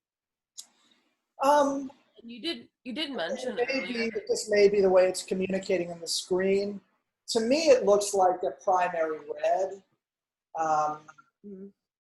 Did you feel that way in the, like, to me it looks like, can you see the Can you see the red button for the phone on the right-hand side of the screen? Do you see Yeah, that? I, And what do you think? Does that look like a yellow-red to you? a little bit. Yeah. Yeah, I mean, I think of that as a primary red, like a There was traditional primary red. But you might be right. This might be a little bit closer to the yellow side. But again, I don't think that, when we're talking about pigments, we really can't talk about an exact science. right. So that this looked like a primary red. But again, that may get at color perception. Let me. They could also be the physical screens, Yeah, absolutely, it could be that. but it could also be that that's just kind of how the paint is. I'll be curious. Did you get the paints I asked you to buy? I did, but I got, because I was buying all Gamblins because that's what the store had. I got the wrong red and yellow. I got cadmiums, and I want to get different Okay, ones. so that's fine. Cadmiums will work. Cadmium's a little bit. Cadmium's totally fine. Cadmium's a good choice for a primary red. Cadmium will, you're going to find that when you mix cadmium red with blue, you're going to get even a gray or violet. But that's okay. I mean, I think that finding out those things about different pigments is. I was going to go to see if I could exchange them for different ones, because I remember you saying something about cadmiums being toxic. I didn't want to have to worry about that. Okay, so cadmium is toxic if you get a lot of it into your system. But the fact is, when using oil paint, you have to really try hard to get it in your system. Like, you literally have to eat it, or you have to spread it all over your body, and then your skin would absorb it. But cadmium is really only toxic if there's a danger of children eating it, I suppose animals eating it. But if you're just using it out of the tube, you're using it on your palette, you're using it in with a normal, a typical average way of keeping your area neat, it's not going to be dangerous. I use exclusively cadmium pigments not exclusively, but I use cadmium pigments extensively. And just because I've been concerned at times, I've had my heavy metal levels checked. So you can do that when you go to the doctor and you get a blood test. You can have them check your heavy metal levels. It'll tell you how much lead you have and so on. There's no elevated, level of heavy metals in my system. So I like to caution people that, in theory, these heavy metal pigments are toxic, but you really have to try to make them toxic to your system. Having said that, get a replacement if you're concerned. You can get, almost all brands sell what they call cadmium yellow hue, cadmium red hue. And what that means is it's a mixture that looks like cadmium but doesn't have any cadmium in it. Sure. I mean, I ended up with them because the Gamblin oil line didn't have what you would call there was no hue called primary red. Yeah, they may not have it, but if you send me an email, I can send you a suggestion of the kind of Gamblin to get if you'd rather not use the cadmiums. Sure. And I was also thinking, just when you were talking about both of the different color wheels with the two different reds, and how kind of this one, the primary one, is a yellow or red, and the other one is a red with blue in it. I just found that interesting, that neither one really is like centered within it. Yeah, no, that's true. And neither color triad, set or color primary set can really get you all the colors you might encounter. And the traditional primary red is definitely more yellow than the CYM red. So again, it's just, Yeah. really, It's just I found it kind of funny. it is Like, kind of funny compared to the way we're taught the color primaries. Just that you're taught. Well, I mean, we're taught it. I think it's kind of arbitrary. Like they chose a palette and like the primaries for that palette, so to speak, right? So it sort of works within itself, but Yeah, for sure. mostly I think it's funny how like the yellow is the same, I feel, and the blues are two obviously different blues, but like I don't know. I wonder if red is just harder to achieve in pigment. I just find it fascinating that color is so hard to pin down.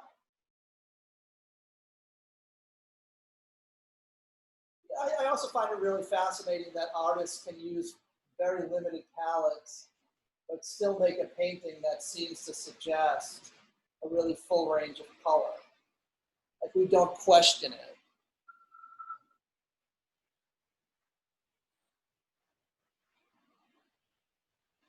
So now I'm obviously laying in my gray orange. And here you do want to be discerning about a certain kind of, not an exactness, but a consciousness of making clearly different hues.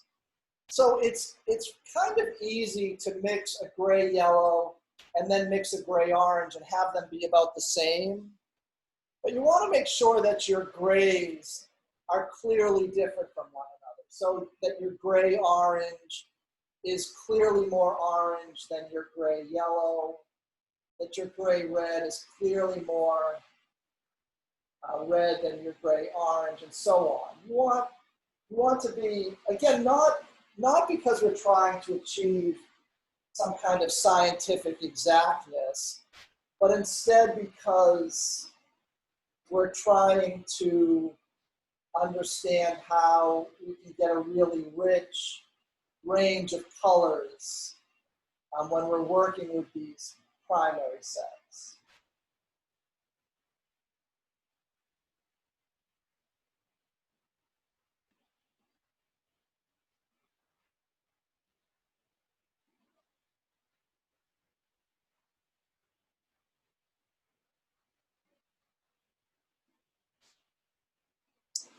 So on the screen, this looks very purple to me. It is not purple. I just want to say it's definitely in person a gray orange, but it looks much more purple on the screen.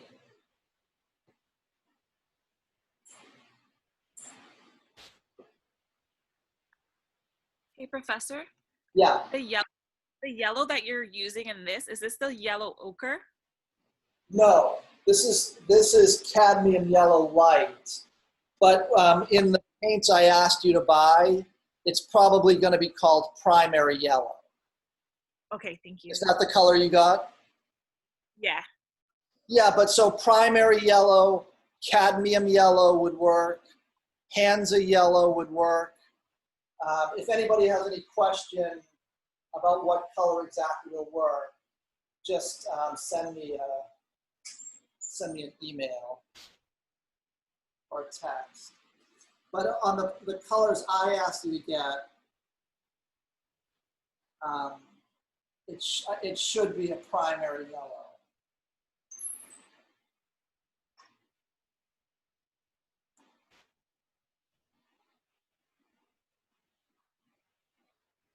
I feel like I'm contorting my body to get these.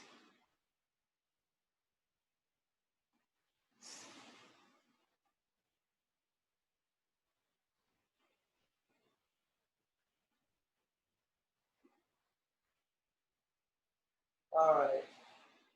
not going to fill that in. It's too exhausting.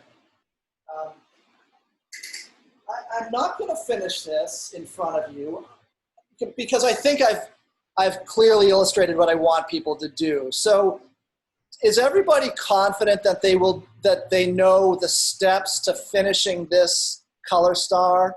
Because I want to briefly talk about the other color primaries. Can everybody understand like what we're going to do here?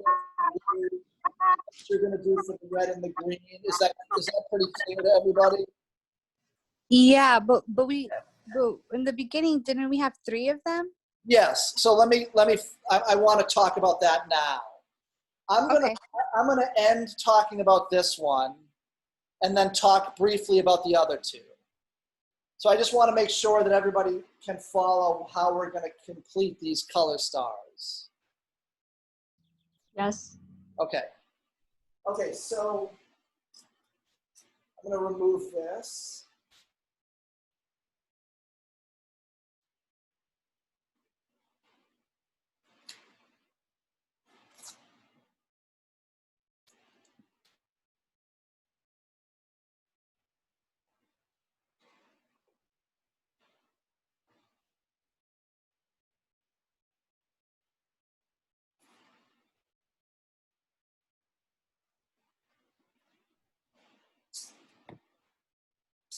So the color star I just did was a color star using the traditional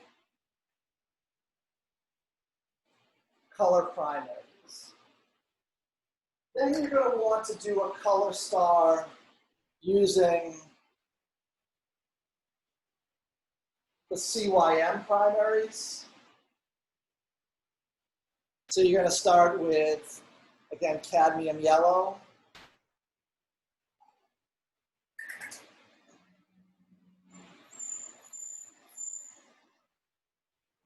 Magenta.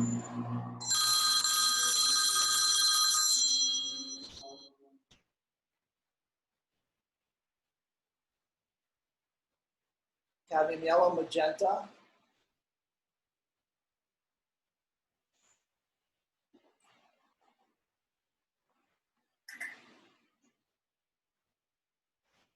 Cyan. And then we're just going to a green made with those.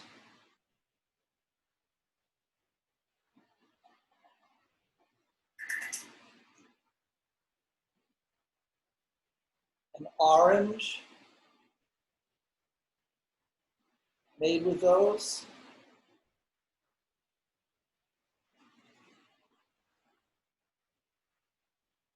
A gray made with those colors.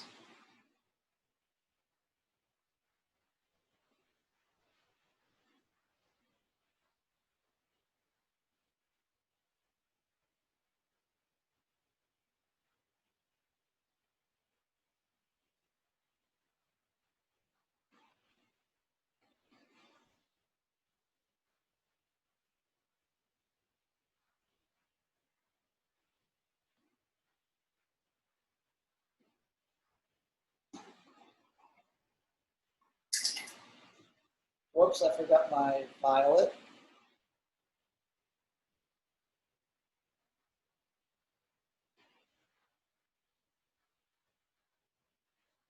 I think the video froze.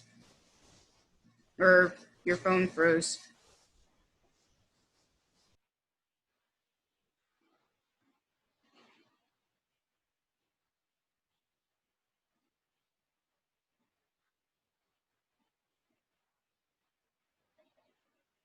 Okay, let's see what's going on.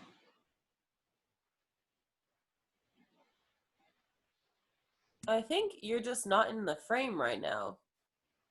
Okay, I don't know why that happened. Let me just restart that.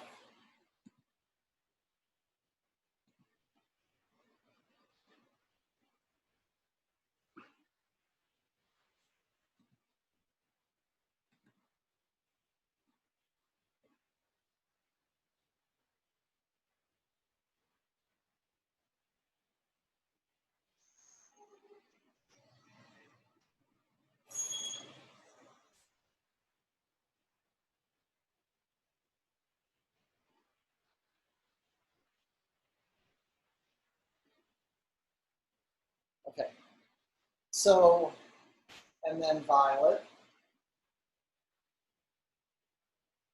And then where you're going to do the exact same thing in terms of making grays. So a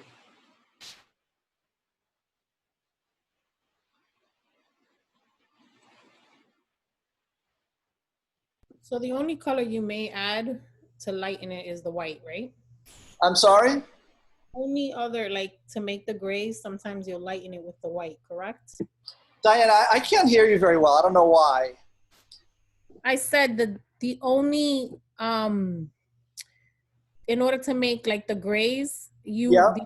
I noticed you added was sometimes you add a little bit of white to it. That's Okay, so there's two reasons I added a little bit of white. Sometimes only because it was so dark on the screen. oh, okay. But if you feel like you want to add white to make it appear more like, let's say you mix yellow and violet, and to you it just doesn't look like a good enough yellow gray, but you feel like adding a little bit of white to it will make it read a little bit more clearly as a yellow gray. You can add white. Okay, no problem. You can add a little bit of white to any of these colors to make them work better. Okay. If you feel like that can help that. So again, the primaries, the secondaries, middle gray, and then a progression of grays between the primaries, mixing each of them with the other. So I'm going to mix yellow with violet to get these grays, magenta with green, cyan with orange. Okay? And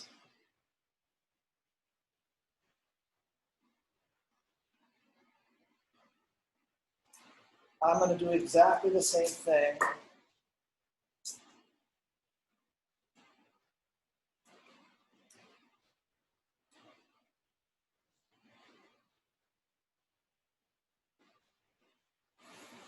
I'm going to do exactly the same thing with the dead palette primer.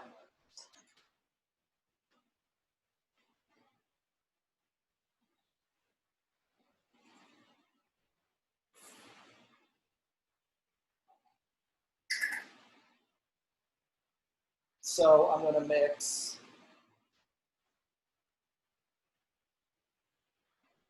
my earth red,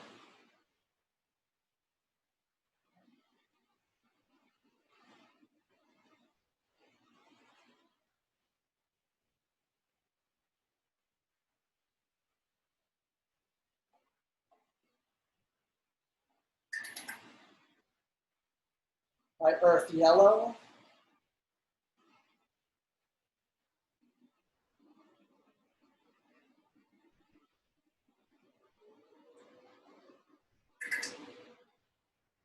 and then black,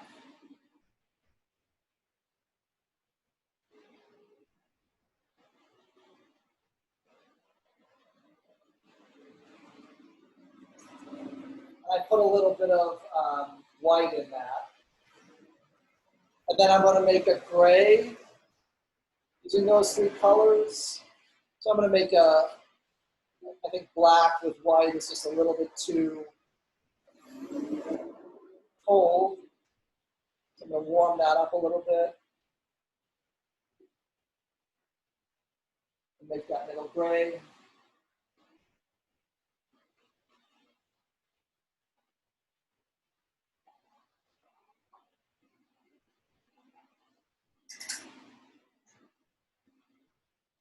Orange.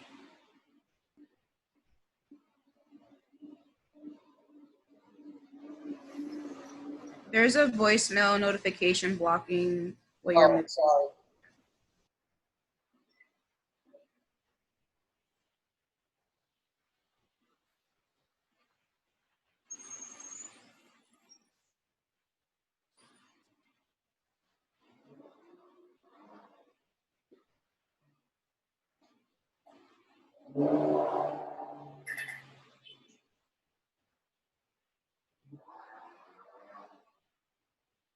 Green.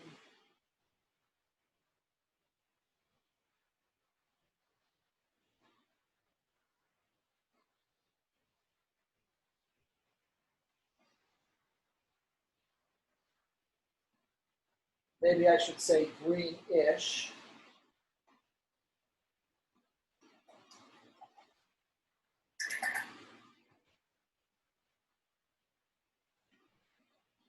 And then violet.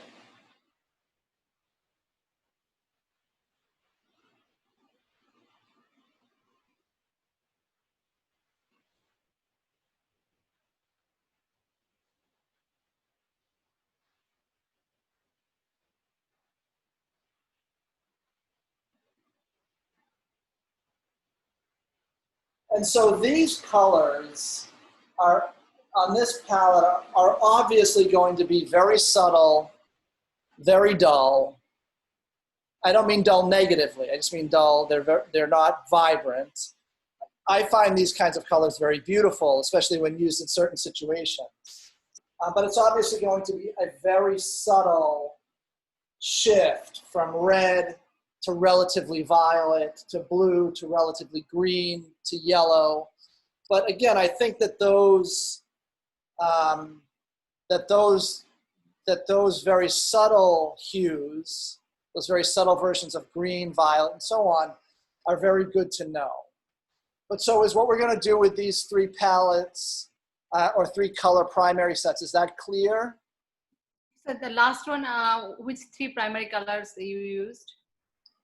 Transparent red oxide, yellow ochre, and black.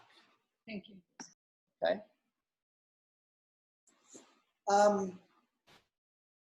Can I answer any questions about finishing these? Yeah, Professor, I'm still on the second palette that you showed us, that like we were doing, and like I didn't start this one that you're doing right now yet. So is there a way that you're gonna like post them when you're done with them so we could see like what colors do we need? To be honest with you, I'm not sure I'll be able to. I will have the time outside of class to complete these. I can try, but again, just follow those steps I described. I may have photographs actually of older ones. Try to follow those steps. So you're going to be starting with, again, the primary, right? Red, blue, yellow. Yeah. Middle gray. And then you're going to be mixing progressions towards the gray using opposites. Yellow towards gray using violet. And if I'm not able to, I can't guarantee you I'm going to have the time to complete three of these. What about if you just write like the names of the three palettes, like the first palette, blue, green, second palette, like so Yes. we all know the colors that we have to put. Sure, absolutely, I can do that. Yep. Professor, you'll upload the video, right? This video? And I will upload the video, yes. Thank you. Professor, I just sent in our chat, and could you have a look at it if it's right or wrong? Okay, sure. Okay, so so from Melody, the primary red, yellow, cadmium red hue, ultramarine blue. Yes, that's right. So primary yellow, or some people might have primary red. So the CMY primaries, primary yellow, primary magenta, turquoise. Yes, that's right. And then dead palette, yellow ochre, transparent red oxide, and black. That's right. Yep. Okay. And I'll send everybody an email also clearly stating each of those palettes. And I'll send that email as soon as the session ends. And then I will put together the PDF of how to draw these out. And it will include written examples of the colors that should be in each one. Okay? This is all due Monday. And I'll do Monday, yes. with Mondays, the thing that you gave us on Monday, I forgot the assignment. Right, And- that's, some people have submitted that already, but yes, that's due Monday, and these three are due Monday. Okay. Definitely have the still life finished by Monday. if anybody needs a little bit more time to finish these, that's okay. And these do actually, like I said, for most students, these take 1.5 to 2 class sessions to finish all 3. So try to get them done by Monday. If anybody needs a little bit more time, that's fine. Okay. Okay? Okay, if we need more time, should we let you know, or is just like fine and we should send it in when we send it in? Yeah, in this case, since I'm saying if you need more time, that's fine. You don't need to let me know. Just show me what you've done so far.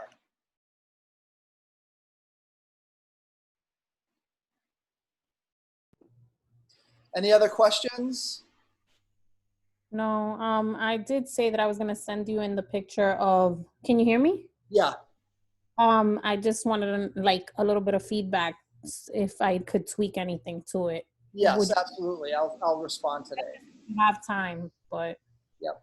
not, then we'll critique it on Monday. Professor, I'll respond today. I'll respond to everybody who sent me an email asking for critique of their painting. Okay, no problem. Thank you. Professor, last class video you upload today, right? Because I'll upload it as soon as class is over. Because I need to see the drapery painting. Okay. Yeah, I'll upload it as soon as class is over. Okay, thank you. Okay, bye. Thank you. Okay, thanks everybody. I'll see you on Monday because Professor, tomorrow. did you do attendance? I'm sorry? So tomorrow is asynchronous. So you'll be working. Did you do attendance? Yeah, I did attendance. I just did it silently. I got everything. All right, professor. Thank you. Okay, I'll see you on Monday. Professor, Have a nice weekend. You Take said care. tomorrow was what, Professor? Tomorrow is asynchronous, so we're not meeting on Zoom. It's just a class session for you to work on these projects. Okay. Okay?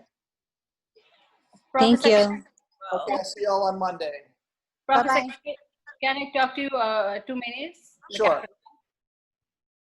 So about fall semester, if you, Professor, stop the recording.